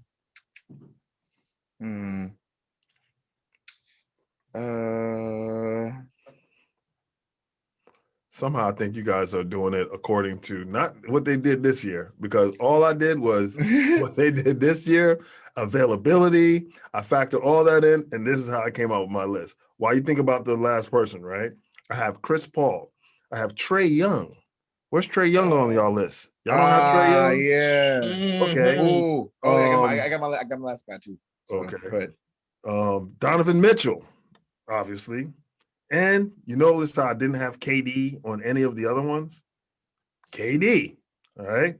And then to round it out, right? This was tough, y'all. So it's a three-way tie. Devin Booker, Paul George, and Zion. There you go. So those guys are all I got one. interchangeable. What you got? I got one. Last one. That no one had on the list. Julius Randle. Nah, I left him off. Oh, whatever. He flamed out in the playoffs. Okay. He flamed out in the playoffs. I can't work with that. About season. You talking about season. Yeah, season and part of the playoffs. And he just flamed out. If we look at James Harden, season gone, playoffs gone. I can't have him on there. He's just doing it on. I didn't put him on there at all. I didn't put these songs for mine. He's there, but Dubz put him in there. So, he must have impressed my man somehow, some way. But we can go back to that another time. But basically, those are our all NBA teams, first team, second team, and third team. But we got to get to this, y'all. This is the burning question. This is the hot topic. Was Scottie Pippen on point about the LBJ and KD scenario? Dubz.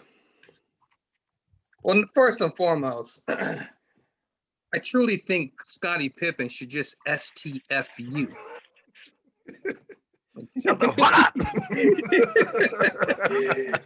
First and foremost. Go check. What's this chick's name who's out there running around with Future and all these rapper? Larson. Look.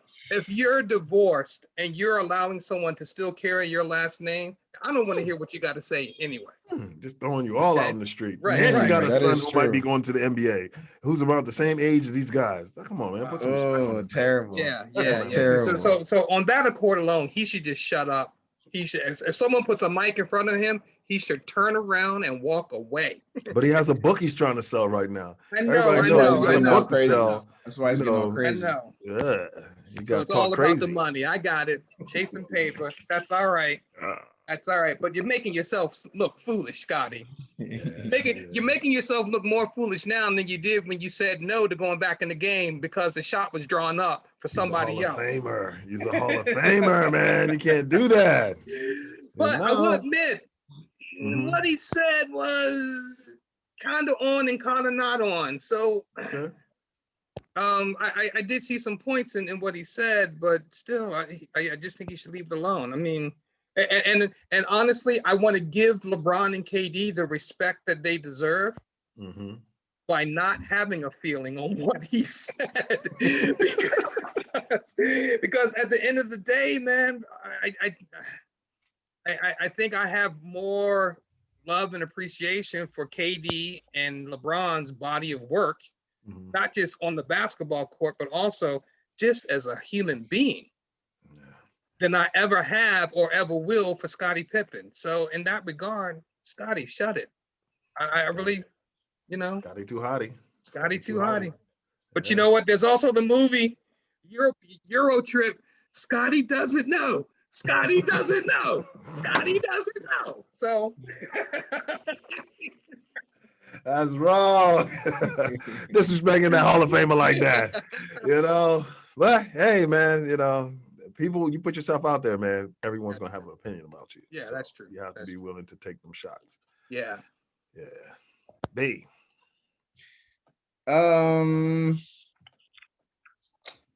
I just think both players weren't or put in separate situations. Right. So KD really had a team around him, so he didn't have to do as much work as LeBron did. Even in his Thunder days, he still had Westbrook, Harden, and Ibaka on the same roster. So he didn't really have to do much of the heavy lifting. All he had to do was score. Okay. A lot of the times LeBron had rosters that didn't really compliment him as well. So you agree with what Scotty's saying then? Because that's what Scotty said, more or less. Yes, but LeBron had to do more work in order for him to be successful. Okay. I mean, KD just had to score. Right. So it doesn't, I don't think it, you know, enhances the greatness, I guess, aspect. Mm-hmm. But if you do compare two of the things, that's really what it comes down to. LeBron carried teams and KD just enhanced the team. True. And that's what their strengths were. So he's just stating the obvious. That's the only reason why that take was so harshly received, because it's already something that everyone already knows. KD helped that Warriors team. KD got that Thunder team to the final just because of his scoring alone. Yeah, because LeBron they needed from him. LeBron shouldered the load in multiple stat columns to get his team to success multiple times and had to close the game out multiple times. Yep. So that's the only reason why that is even there, because he's already stated the obvious. We've seen that LeBron's been doing bigger moments, bigger things, but he had to do it because without him, his team was never successful. And it's different because KD had a team built around him almost 9 times out of 10. KD has 3 championships or 2? 2. Ooh. So he needs 2 to catch up to LeBron. But you know what happens if he ever catches up to LeBron, they're going to open up that whole thing about, you know, who's a better, you know, player, yada, yada, yada. All right. Well, look, man, everybody's entitled to their opinion, especially if you're a Hall of Famer who won 6 championships. So I'll say it like this. Yes, I'll give credence to an opinion of a Hall of Famer with 6 NBA chips who tells us that the man who helped him win those chips, the second greatest winning coach of all times, is a racist. Who would have thought that? If Scotty can speak the truth about the great Coach Zen, Phil Jackson, why wouldn't he keep it 100 when it comes to LeBron and the KD situation? Look, LeBron is a facilitator who gets his teammates easy buckets and can motivate them to play above their heads.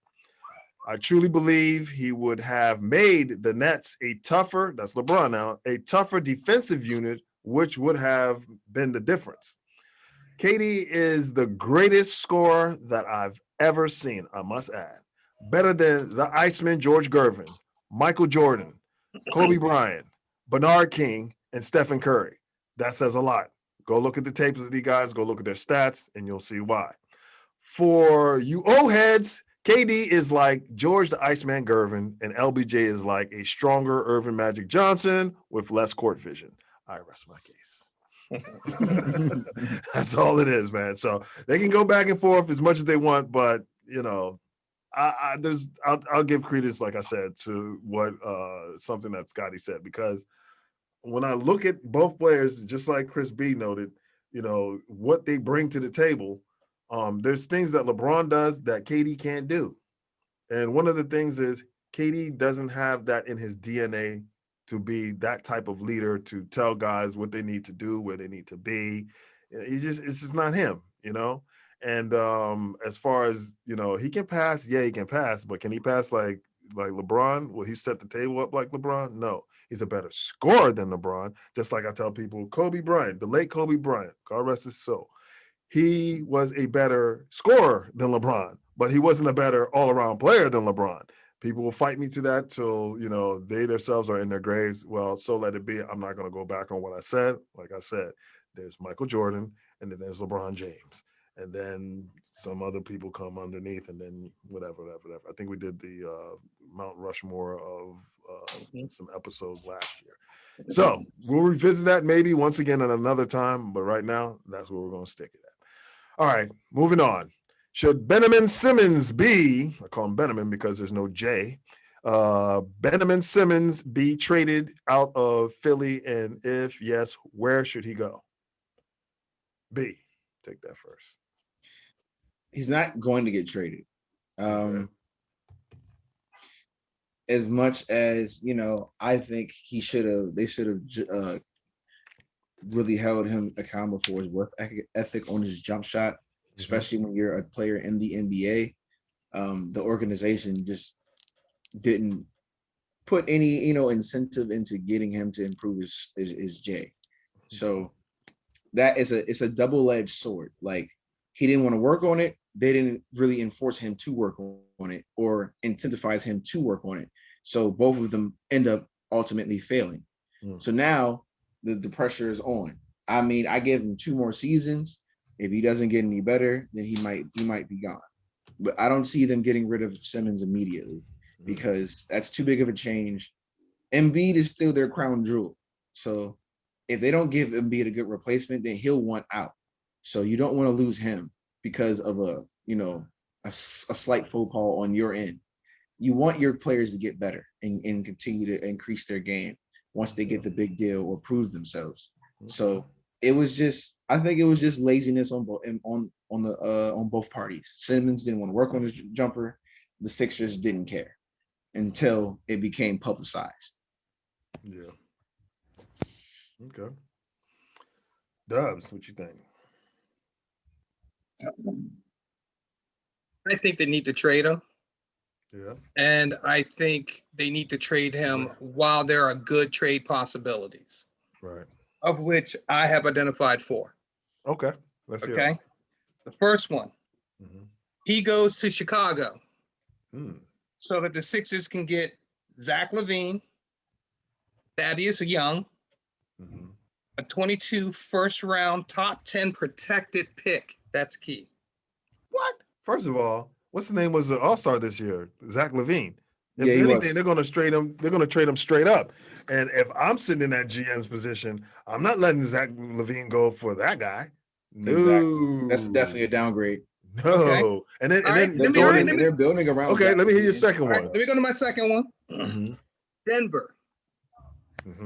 Michael Porter Jr., Gary Harris, 2021 first-round pick. Hell no. I wouldn't do it. Not with just Ben Simmons, no. No. Michael Porter, right. there's a lot of upside to him. Right now, what I'm seeing from if you're a year, whatever, and you still have not figured out how to shoot a jumper and you chase Jimmy Butler off, I don't know if I can work with you. All right. Now, I will tell you, these are all trades that have been tested out on all these trade calculators, and they've tested out to be okay. Okay. All right. All right. Number 3, New Orleans. For Lonzo Ball, Eric Bledsoe, Josh Hart, and a 2021 first-round top 10 protected.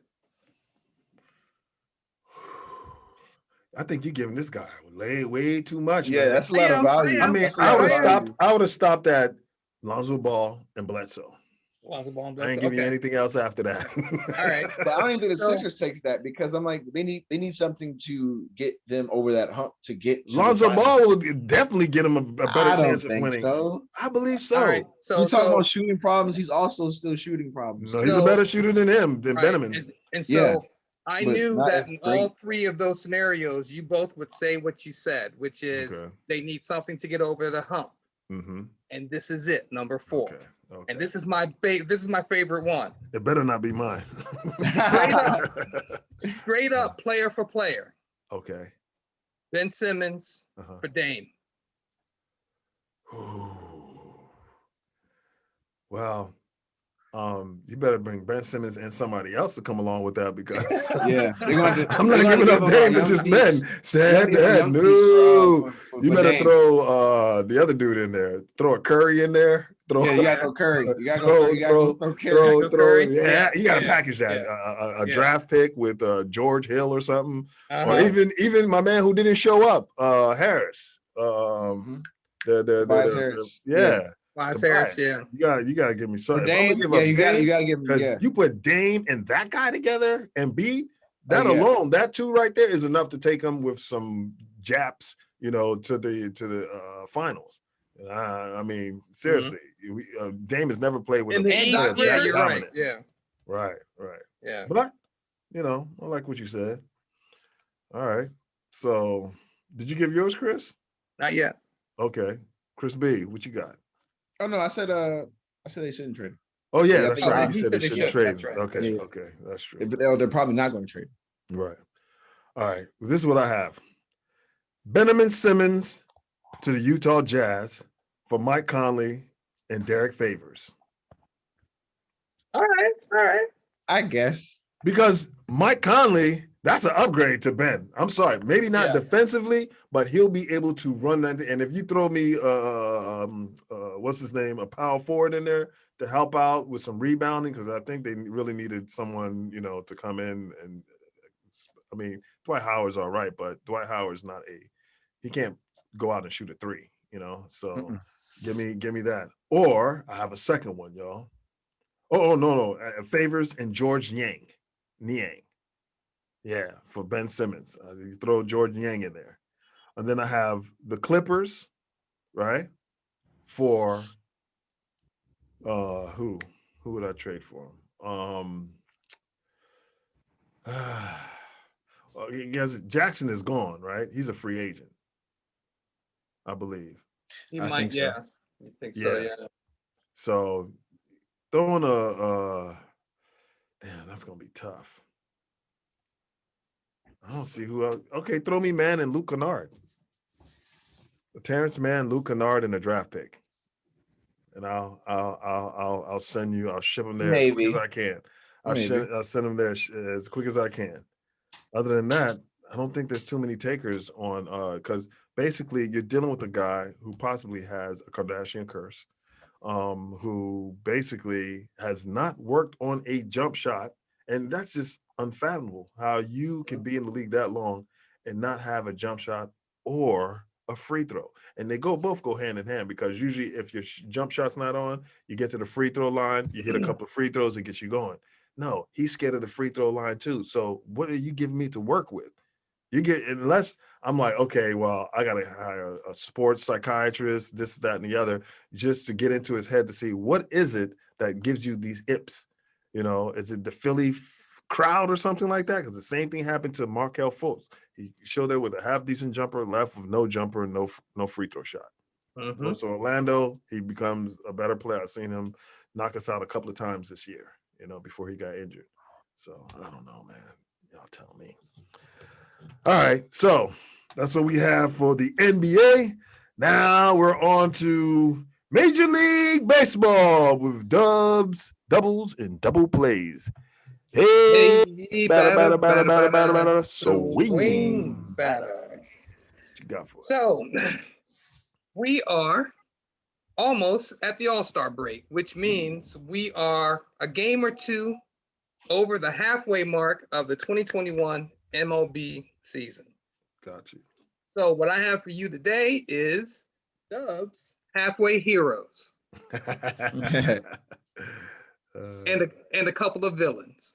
Okay. I likes. So first, let's kick it off with Rookie of the Year. Roy. So far, Rhodey. Okay. For the American League, I have Adolis Garcia, center fielder for the Texas Rangers. He's been crushing it. He's the only American League rookie with 20 or more home runs. Mm-hmm. He's maintained a batting average above 270, anywhere between 270 and 280. Okay. He has his on base percentage isn't all that great, but because he gets a lot of walks. But that's the way they're coaching the hitters in Major League Baseball now. So he's just a product of what he's being coached to do. More importantly, he's got a .550 slugging percentage, which more than makes up for all the walks he gives. Okay. And on top of that, he's solid in center field, absolutely solid. Okay, so he's my pick for American League Rookie of the Year for right now. My preseason pick was one Ryan Mountcastle for the Baltimore Orioles. Okay. Right now, he's in about 6th place. So there's still room for him to improve. He could have a killer second half and close the gap. I don't know if he's going to actually win it, though. For His the team National record has something to do with that, I'm sure. Yeah, and the team record has something to do with that, yes. Yeah. For the National League, Mm-hmm. pitcher, Miami Marlins, Trevor Rogers. Okay. All right. He's got a record of 7-5. But more importantly, one of the key stats for pitchers is being able to keep your ERA below 3.0. His ERA is 2.14. Woo. Okay. Okay. Nice. Also very important. Only rookie pitcher over 100 Ks. He has 110 strikeouts. Mm. Okay. Nice. Even more importantly, do you guys know what a whip is? Damn, I used to. What is it? What is it? Whip in baseball is WHIP, stands for walks and hits per inning pitch. Right. Okay. Mhm. His whip is 1.04. Mm. That's walks and hits per inning pitch, 1.04 as a rookie. Yeah. So that means even veterans are having a hard time hitting his stuff. Wow. So yeah. On top of that, he's pitched 92 innings. And his WAR, his wins over replacement, is almost 3. It's 2.9. Okay. Okay. And this is another key stat. 92 innings. He's only thrown 32 walks. Only issued 32 walks. Wow. Okay. He's striking a lot of people out then. Yeah, he is. He is. So yeah, he's my National League Rookie of the Year so far. My preseason pick for that was Pittsburgh Pirates, Cabrian Hayes, their center fielder. Right now, he's about in 5th. Okay. So second half, he could, Explode.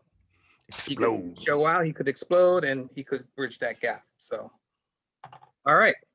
Next hero, Cy Young for the American League. One New York Yankee, Garrett Cole. Okay. Okay. Expected. He's the only pitcher in the top 8 in every relevant pitcher category. Okay, he's the first American League pitcher to reach 100 innings pitched, and something has to be said for being the highest paid pitcher in the league and playing for the New York Yankees. Makes sense. Right. He has an 8-4 record. The Yankees, when they were down, they started out 5-10, and they started winning games and went on some good winning streaks. It was behind his pitching. Yeah. Okay, much more than it was ever behind any of the hitting. They were getting timely hits, but it was primarily behind his pitching.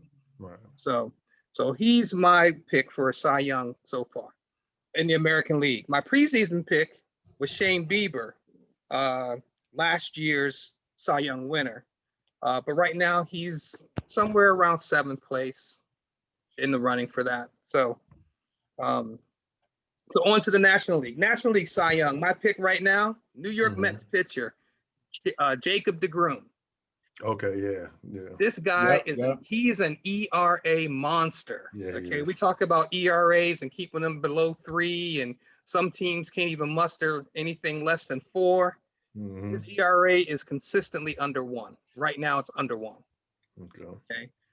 You know, he's got 122 strikeouts. He's pitched 78 innings. He has in 78 innings, he's only issued 11 walks. Damn.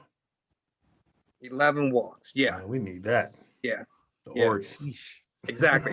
Now, Pete, This is where you're going to want to throw up. Okay. Because the person that I initially picked, my preseason pick for this was Jason DeGrom.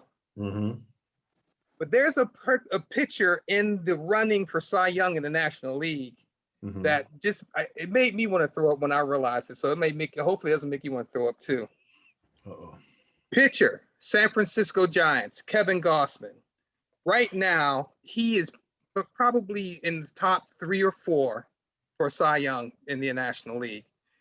And yes, he is a Baltimore Orioles draft pick. And we had him for a couple of years and he didn't blossom and we weren't patient with him and we let him walk. And now he's an ongoing story, man. Right. And now he's one of the top 3 or 4 pitchers in the National League. Crazy. Yeah, I threw up in my mouth, but whenever you talk about the Orioles like that, I'm almost used to it now. We let all the good ones go, man. Sad. All right. MVP. Ooh. American League. Can either one of you guess? Oh yeah. Ohtani. That's the man. Shohei Ohtani. Yeah. Show him the money. Show him the money. Pitcher, Los Angeles. Well, I'm sorry, I said that incorrectly. Pitcher and DH for the Los Angeles Angels. Yes. Two-way Very player. rare. The unicorn. Two-way player. That's right, the unicorn. He's close to the top in the American League in home runs, RBIs, and slugging percentage. On top of that, he's stolen 11 bases. Okay. Yeah. He's pitched 60 plus innings. And his ERA is below 3. It's 2.58. Wow. Nice. Okay. Wow. Listen to this. As a pitcher, we talk about the Rookie of the Year for National League with 110 strikeouts. We talk about Jacob DeGrom with 122 strikeouts. Shohei as a pitcher is throwing, he is throwing 12.5 strikeouts per 9 innings. So, Why couldn't we get him? Yeah, exactly. All they have to do is go over to Japan and say, hey, look, we're going to use you as a pitcher and a hitter. And, That's not right. too many people wanted to do it. That's why he ended up going there. Whoever, in the A's organization who agreed to it, they're the winners. Yeah. My preseason pick for American League MVP, like a lot of other people, was Mike Trout. Right. His teammate, but Mike Trout's only played in 36 games, and right now he's on the 60-day disabled list. So best ability is availability. Availability. That's right. All right. National League MVP. Fernando Tatis Jr. I knew it. San Diego That's a Padres. no-brainer, man. That's a no-brainer. That's right. Shortstop, man. He leads the National League in home runs. He's tied for steals. He's got strong defense. He's almost hitting 300. He's slugging 700. His team is winning. His team is winning because of him and his stats. Case closed. Sorry, Manny Machado, but sorry, Manny, but that's okay. That dude's a bad boy. Yeah, I'm also the 1-2 punch. Yeah, I'm also sorry to the guy that was my preseason pick, which was none other than Mookie Betts. Mookie Betts was just going to be a catalyst for everything for the LA Dodgers, man, this season. But he's bad, and he's having a hard time reaching 250 and he's only played in 68 games. It's the pitching, man. The pitching is ahead of the bats. So, but if he wins another championship, I'm sure he wouldn't mind. That's right. That is true. That is very true. So far, my team of the season so far in each division, in the American League, it's got to be the Boston Red Sox. Yeah. That team started out 0-3 against our Orioles. I know. And have kicked their asses every time since. Sweep. Yeah, but I tell you, over and over. Boston followed that 0-3 start with a 7-game win streak. Mm-hmm.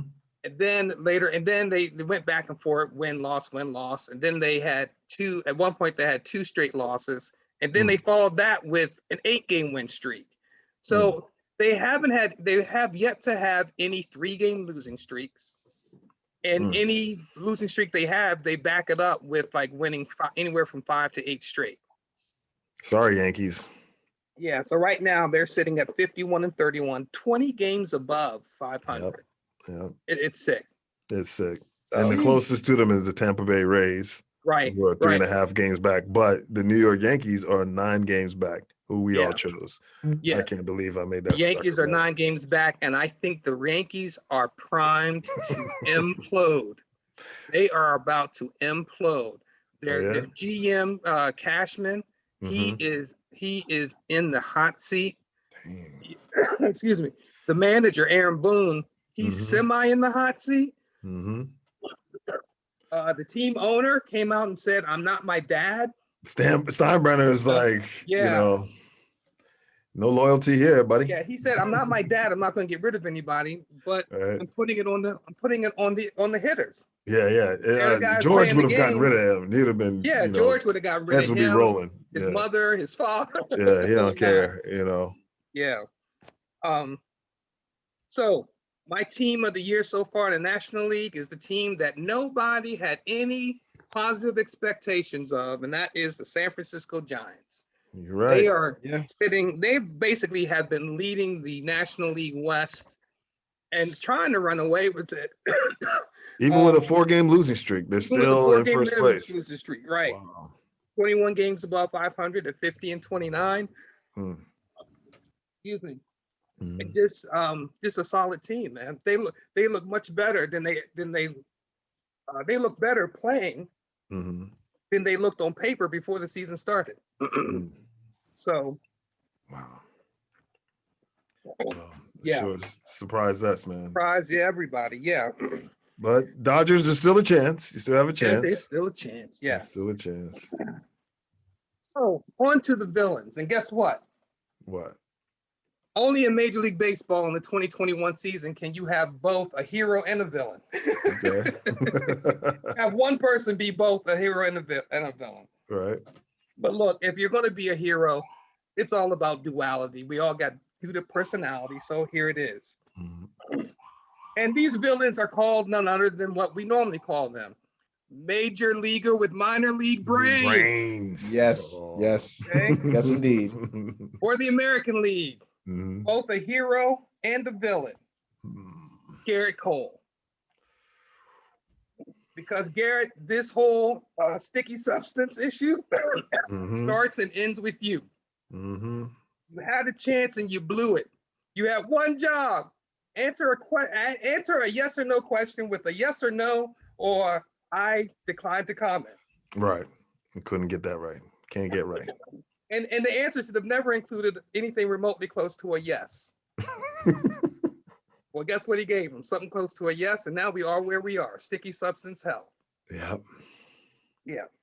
So Garrett Cole, you are both a hero. You're my Cy Young pick, but you're also a major leaguer with minor league brains, and that makes you a villain. Yep. New York, New York, New York. Now, this next one is very interesting because we haven't talked about this guy all year long. Okay. Until now. Spit it out. Finally gave us something juicy. Our National League major leaguer with minor league brains for the first half of the 2021 season is none other than pitcher for the LA Dodgers, Trevor Bauer. And let me just spell it out for you guys here. Recently, a woman that Trevor apparently had 2 sexual encounters with obtained a restraining order against Trevor. Oh, snap. Yeah, she alleged that Bauer assaulted her, choking her until she lost her consciousness on multiple occasions, punched her in several areas of her body, and scratched the side of her face. And she didn't ask him to do that. Hold on. No. Listen. Wasn't that freaky day, asphyxiation. Now that was just encounter number 1. And this is no laughing matter. You know, the GPS fans out there, you know, we take this thing very seriously, but it just sounds like some freaky thing, you know. Yeah. The second encounter, which took place on May 16th at Bauer's home in California, left her with an acute head injury and significant head and facial trauma, according to medical reports. So there's something here that is very important to know. The restraining order was obtained by a judge's ruling and doesn't require input from the other party. Okay. Bauer's side is expected to deny the allegations. And in a statement from one of his attorneys, they state that the sexual encounters were wholly consensual, and her basis for filing a protection order is non-existent, fraudulent, and deliberately omits key facts. Bauer's side also provided text messages that show the woman inviting rough sex and talking about how she wants Bauer to give me all the pain and choke me out 8 days before the second encounter. Okay. Now, the interesting thing is Bauer's a single guy. He's not a married guy, so he's not breaking any laws. But still, stuff like this you need to keep out of the limelight. Okay. You have to. It's a must.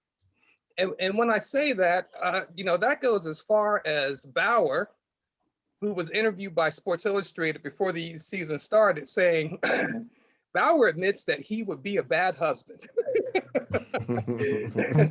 And then he went on to explain. His explanation is this: I have did not age well. Yeah, I have people.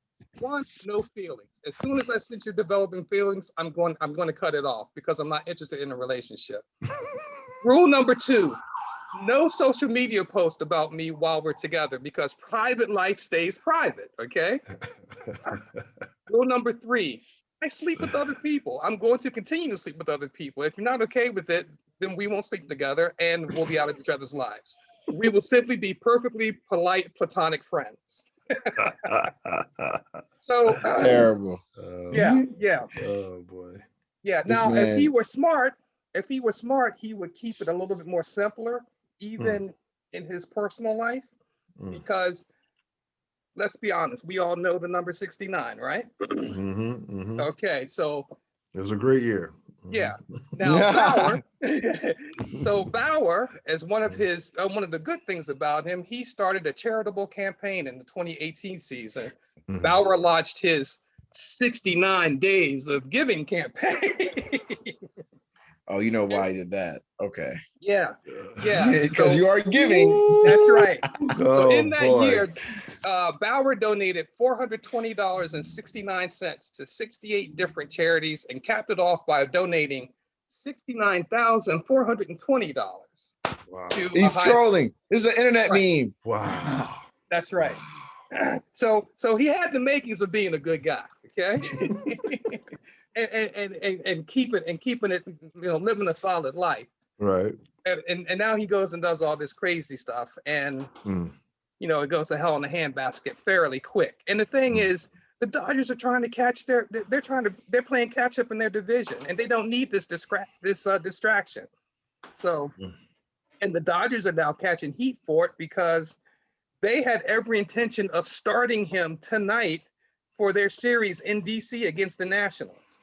Yeah, and last I looked, they were thumping them. And they caught some heat, and so then they finally said, well, it's not our decision, it's Major League Baseball's decision. No, it's not. It's your decision. You're the team. And they got lucky because just today, hours before the game, Major League Baseball decided to put him on leave for 7 days. How convenient. Someone lose their job. Quick way to save face. You were about to lose your job. Yeah, that's right. So yeah, man, Trevor he's got to be the major leaguer with minor league brains of the first half of the 2021 season for the National League. And for that matter, and the American League. That's right. And the American League. Yes, very good point. Just for the whole league. Just don't be this guy. Don't be this guy at all. Don't be this guy. Yeah. Yeah, and there's one other team. Now we do have a team that every year until 2035 is going to win the award for the worst team in Major League Baseball. Do you know who that is?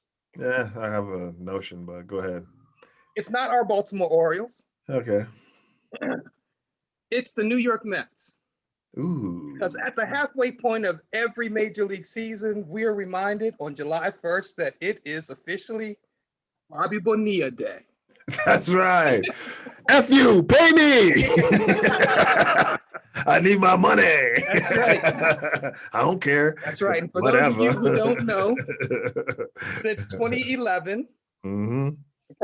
every year on July 1st, from 2011 to 2035, former baseball player Bobby Bonilla gets $1.2 million in a check from the New York Mets.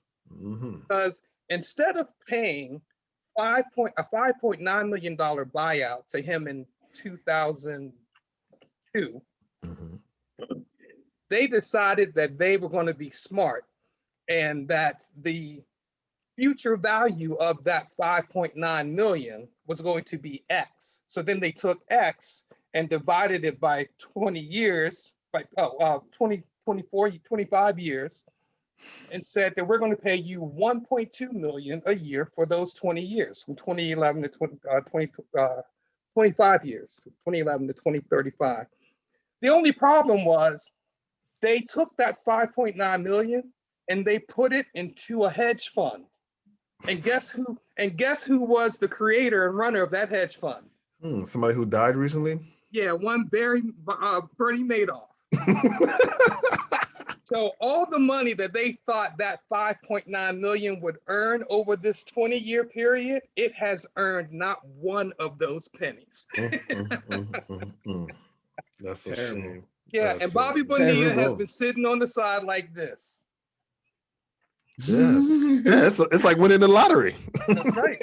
That's right. Every year. year for 25 years. 25 1.2 years. million. Give me that million. He ain't never going broke if he knows how to right. manage his money. That's right. Mhm. So yeah, every year the New York Mets are going to win this award, man. They Sheesh. crushed it with that move. Crushed it with that move. So we are at the halfway point of the 2021 Major League Baseball season. Those are my heroes. Those are my villains. I'm sticking with it. Until next time, swing, batter, Swing.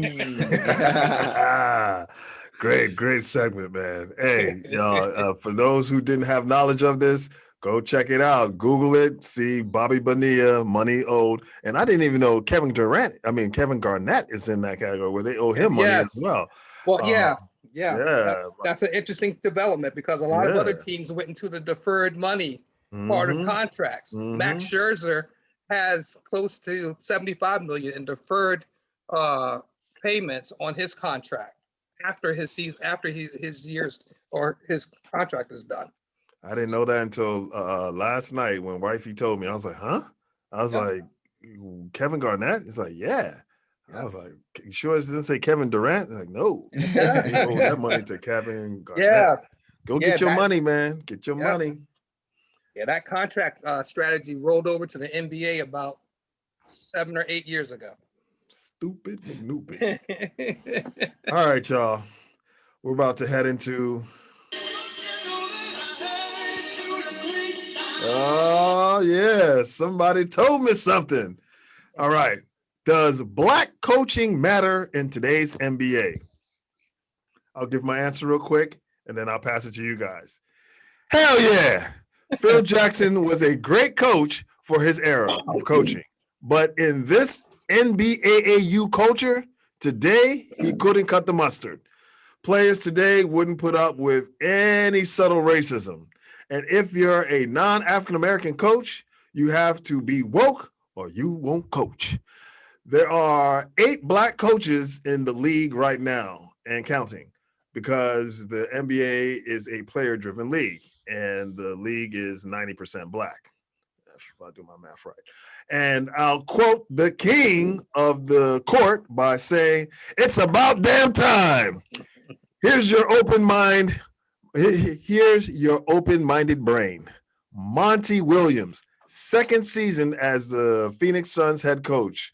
on the NBA Finals. Nate McMillan takes over a struggling young Hawks team to go 39-12 and a Eastern Conference finalist. Ty Lue's first season as Clippers head coach with a banged up superstar Kawhi Leonard, a Western Conference finalist. And Doc Rivers, in his first season in Philly, gets them to an Eastern Conference #1 seed. And this is your racist brain. You know, this is your brain on drugs. Okay, so Doc being ran out of Boston after giving them their 18th banner. Or was it 17th? 17th banner. I'm sorry. 17. Monty Williams being fired as the New Orleans Pelicans head coach. Ty Lue being sacked in Cleveland after winning them their first and only championship. Nate McMillan being chased out of Indianapolis after bringing back a winning culture. Any questions? I'll let you guys add on. Go for it, Chris B. It is pure necessity that we have black coaching. It is like, I don't get it. You have the athletes, the talent, and almost everything about us in your sport. So let us run the teams. I'm done with gunning for black head coaches. I'm gunning for black front offices. Yeah. Let's get that. Let's make that the next thing, because After we've that already shown that we low-hanging can fruit. do that. Yeah. We want Yeah, something bigger. Exactly. So let's move toward that. We already see that it's a pillar of current and active success right now in these playoffs. Right. Dubs. Yeah, I agree with everything you said there, Chris B. I mean, the proof is in the pudding, man. Look at these NBA playoffs. It's crazy. You know, and again, the NBA is the NBA on the shoulders of African American men. Period. End of discussion. Don't even take it any further. Made the league. Sure, but sure, there are people who want to say, well, what about the Bird and Magic era? Bird, right. And you know what I say to that? What about the Magic Bird era? I'm sorry. Right. Magic was kicking Bird's ass before Bird ever beat Magic. I'm sorry. What is that? Rocky Marciano. There they go. Every time. Every time. All right, man. So we all know that's a clean sweep, man. We're just throwing it in there. Okay, win, loss, or pause. Are the Celtics headed in the right direction with the hiring of Ime Udoka as head coach? What do y'all think? Based on our last segment, yes. Absolutely, yes. Absolutely, right? Yes, I agree. You agree? Okay. Let's shake some things up in Boston. Okay. Yes. That would be a win. If you know what I mean. Yes. Right. I got to you. answer the question, bro, that would be a win. Yeah, it would definitely be a win, I think, since they ran off the last guy. It's a pause because he does not have a track record, and it is now fashionable to have a black coach pacing the sidelines. That's how I see it. Or it could be that he got the nod just because he is easier on the eyes than Sam E.T. Cassell. Phone home, Elliot. Terrible. I'm just saying. Sometimes they might throw that in there, but it's a no-brainer. I mean, I might say pause because we don't know but it's a good move in the right direction. I know for sure that 2 people are very happy with that move, or maybe even 3, and that's Tatum, that's Brown, and possibly Mr. Kardashian, whatever his name is. Yeah. All right, so we have a new segment. It's called Kicking It. Yeah, Tristan Thompson. We got a new segment called Kicking It. It's soccer or football, if you like to call it that. Football is spelled F-U-T-B-O-L, not like football we have here. And now I'm going to give you guys a quick rundown on the Euro Cup and Copa America updates. Okay? Denmark is a feel-good story of the Euro Cup 2020. It's referred to as the 2020, even though it's being played in 2021 because of the postponement due to COVID-19 last year. They advanced to the quarterfinals by spanking Wales 4-0 with Casper, the scary goal scorer, Dolberg, scoring twice. They lost their star player, Christian Eriksen, in their very first game of the tournament when he collapsed from a cardiac arrest versus Finland, which they continued the game, which wasn't a popular move. Yeah. He is now recovering and seems to be the inspiration behind their advancement in the tourney. Moving on to Italy.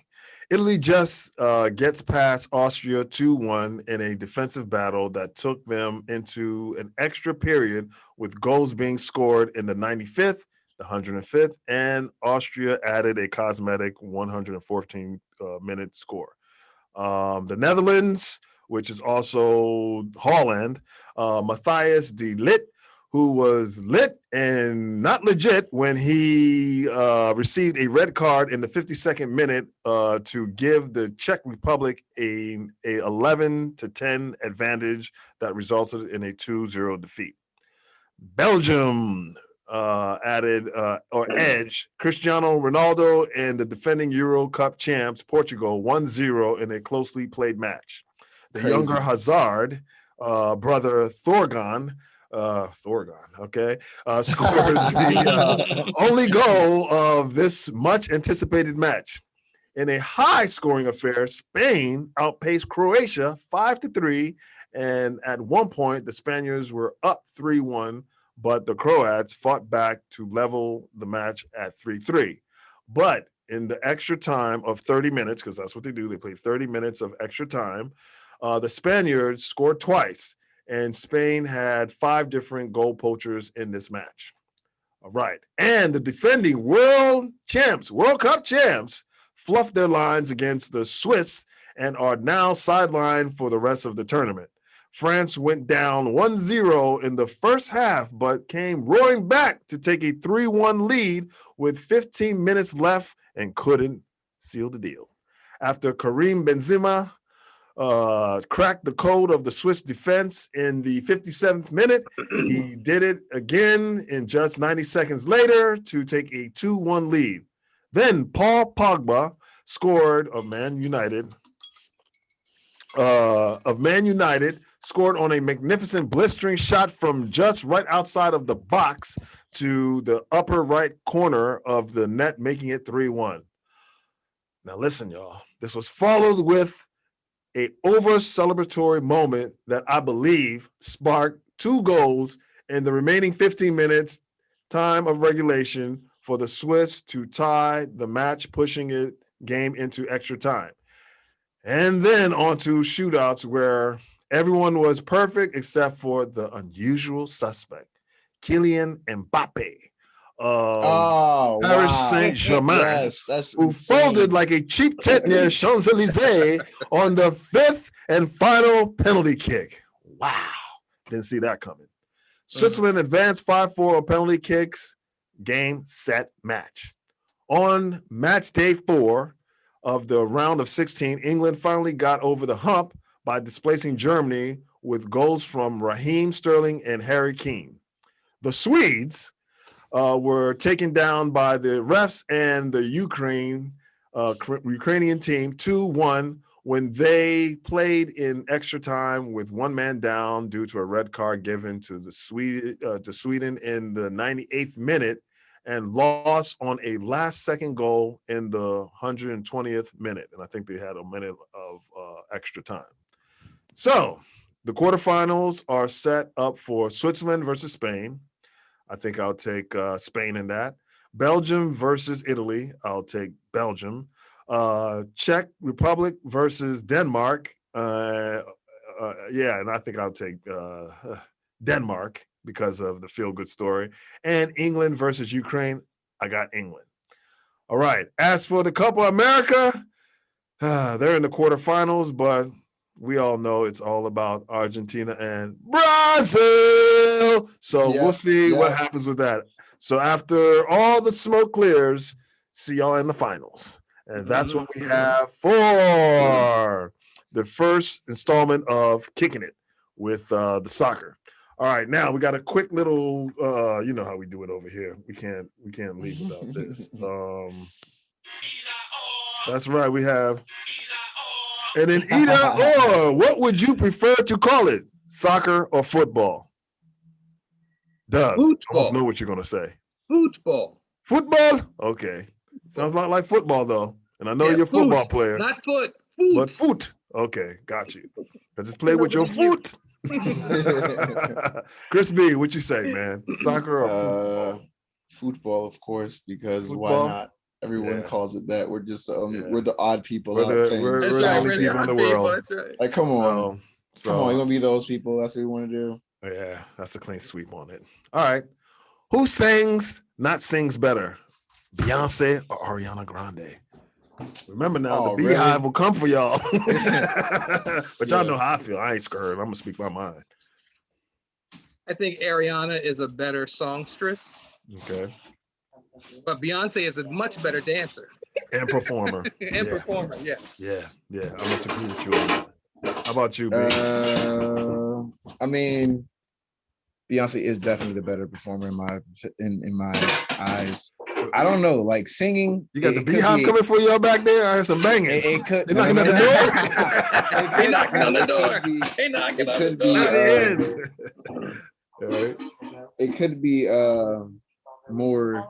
I'm more leaning toward Beyonce because the overall, like Okay. Ariana does have skills, but Right. like Beyonce it's a whole show. Like you know what you're getting.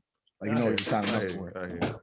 But for me, Beyonce is a better performer, but a better who can sing better, it's Ariana Grande. All right. Better lyrics, Travis Scott or Drake? B. Better lyrics. This lyrics. Mm-hmm. This lyrics alone. Mm-hmm. I mean, I see more Travis than as the rapper because like Drake can make good songs, but he doesn't like when he raps, it gets a little like long, drawn out, boring. Like I feel like he's writing a dissertation in some of these songs. Okay. But unlike when it comes to Travis, I think he's more rappable. Okay. Dubs. I say it's got to be Drake. And I say Drake because of this. Drake never had his eyes on being a rapper. Mm.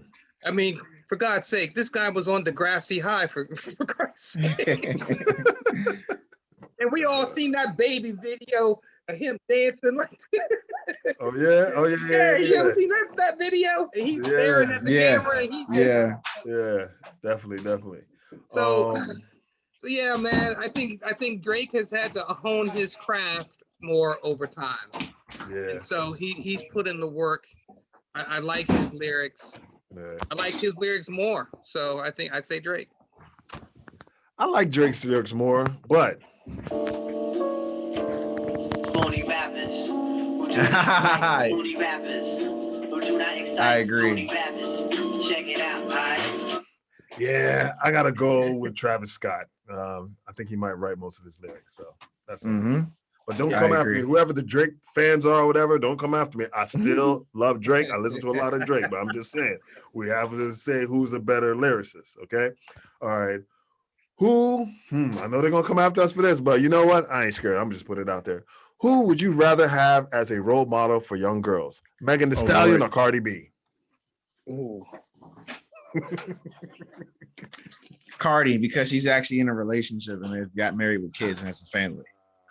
There you go. That's it right there. That's my pick. Megan, because Megan isn't a former stripper, is she? Yes, she is. Oh, she is? I didn't know Yes, that. she I didn't know is. that. That's Yes, she that's news to is. me. So, All right, Cardi it is. Cardi, it clean is. sweep. The only mother in this conversation. Exactly. Better free throw shooter, Shaq or Benjamin? Benjamin Simmons or Benjamin Simmons. This is hard. I couldn't give you a good answer. I'll say Shaq because at least Shaq will go up there and, if he misses it or not, he's going to deal with it. This other guy looks like he's scared to even get to the free throw line. I say Shaq. I go Shaq too. Shaq at the end of the day is going to make fun of himself. Right. When he's interviewed later, he's going to be like, I don't know what happened. I don't know why I didn't come in. Whereas on the other hand, Ben Simmons is going to be like, running from the camera. That is I'll game. work on it. I'll work on it. Yeah, Never say work stuff on like it. that. Yeah. All right. Who deserves to get locked up more, Roman Polanski or Woody Allen?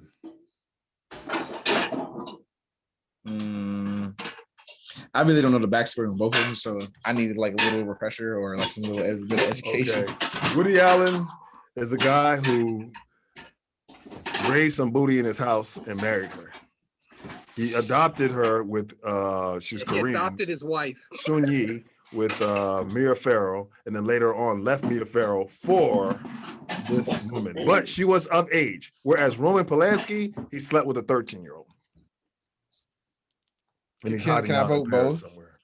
Yes, you can. I vote both. I vote both. Yeah, I vote Both both. it is. I vote both. And I'm right along there with you. Yeah, I must say. Yeah. All right, so check this out, y'all. Crash dummy of this episode. The district attorney and prosecutor who went back on his word in the Bill Cosby case just to get reelected. Bam. Now, go wipe that yolk off your face. Free. I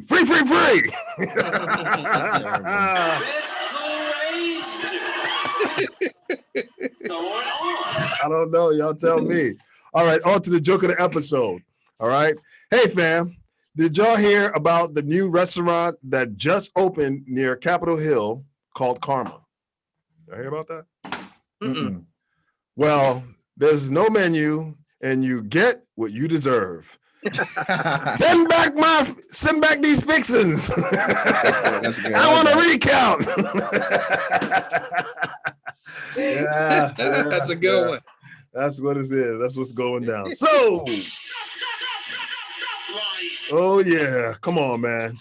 A lie has many variations, but the truth none. Also, the truth runs marathons and lies run sprints. Let that marinate. Men lie, women lie. Or I'll tell you what, I ain't gonna forget this time.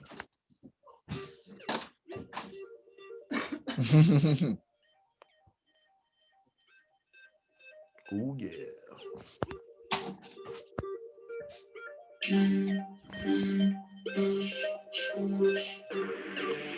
Men lie, women lie, others lie.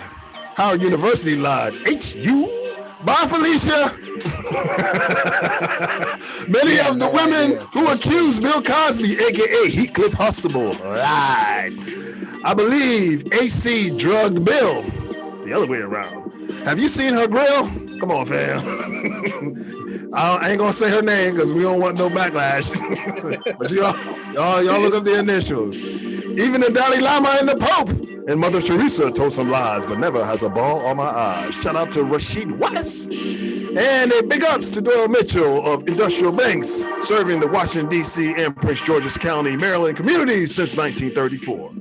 And to Mary Bazzini of Godman Power in Springfield, Virginia, with the Godman Grid Solar Power Generators. Power to the future, y'all. And to Yes We See Fashion, to clothe and unite us. That's yes in 3 languages, English, Francais, and Espanol. And Richie Rich and his Parkables, PARKERABLE.com, with the PCARES Challenge, as well as the PGC, Prince George's County, Maryland Tribe. Also to Elaine and Joe with Storytime Production. And last but not least, D2, aka DJ Swag and Swag Entertainment. And like Cardi B, and like Sha'Carri Richardson at the Tokyo Olympics after passing the Dutchie on the left-hand side, British influencer Ollie London, I think y'all heard about this guy, Ollie London, who felt he was a closeted Korean trapped in a Brit's body and took the next step to becoming a transracial twit with many plastic surgeries. And Bill Cosby, after serving 3+ years in prison on some bogus trumped-up charges of sexual assault by a bunch of clout-chasing hoochies who knew they were linking up with a known married man after hours, I might add. And the Slippers, after losing a Game 6 blowout at home. We out! But before we go, Deuces. I gotta hit him with this one more time. Of course. I don't know, but check this out. Cancun on 3. 1, 2, 3. Cancun!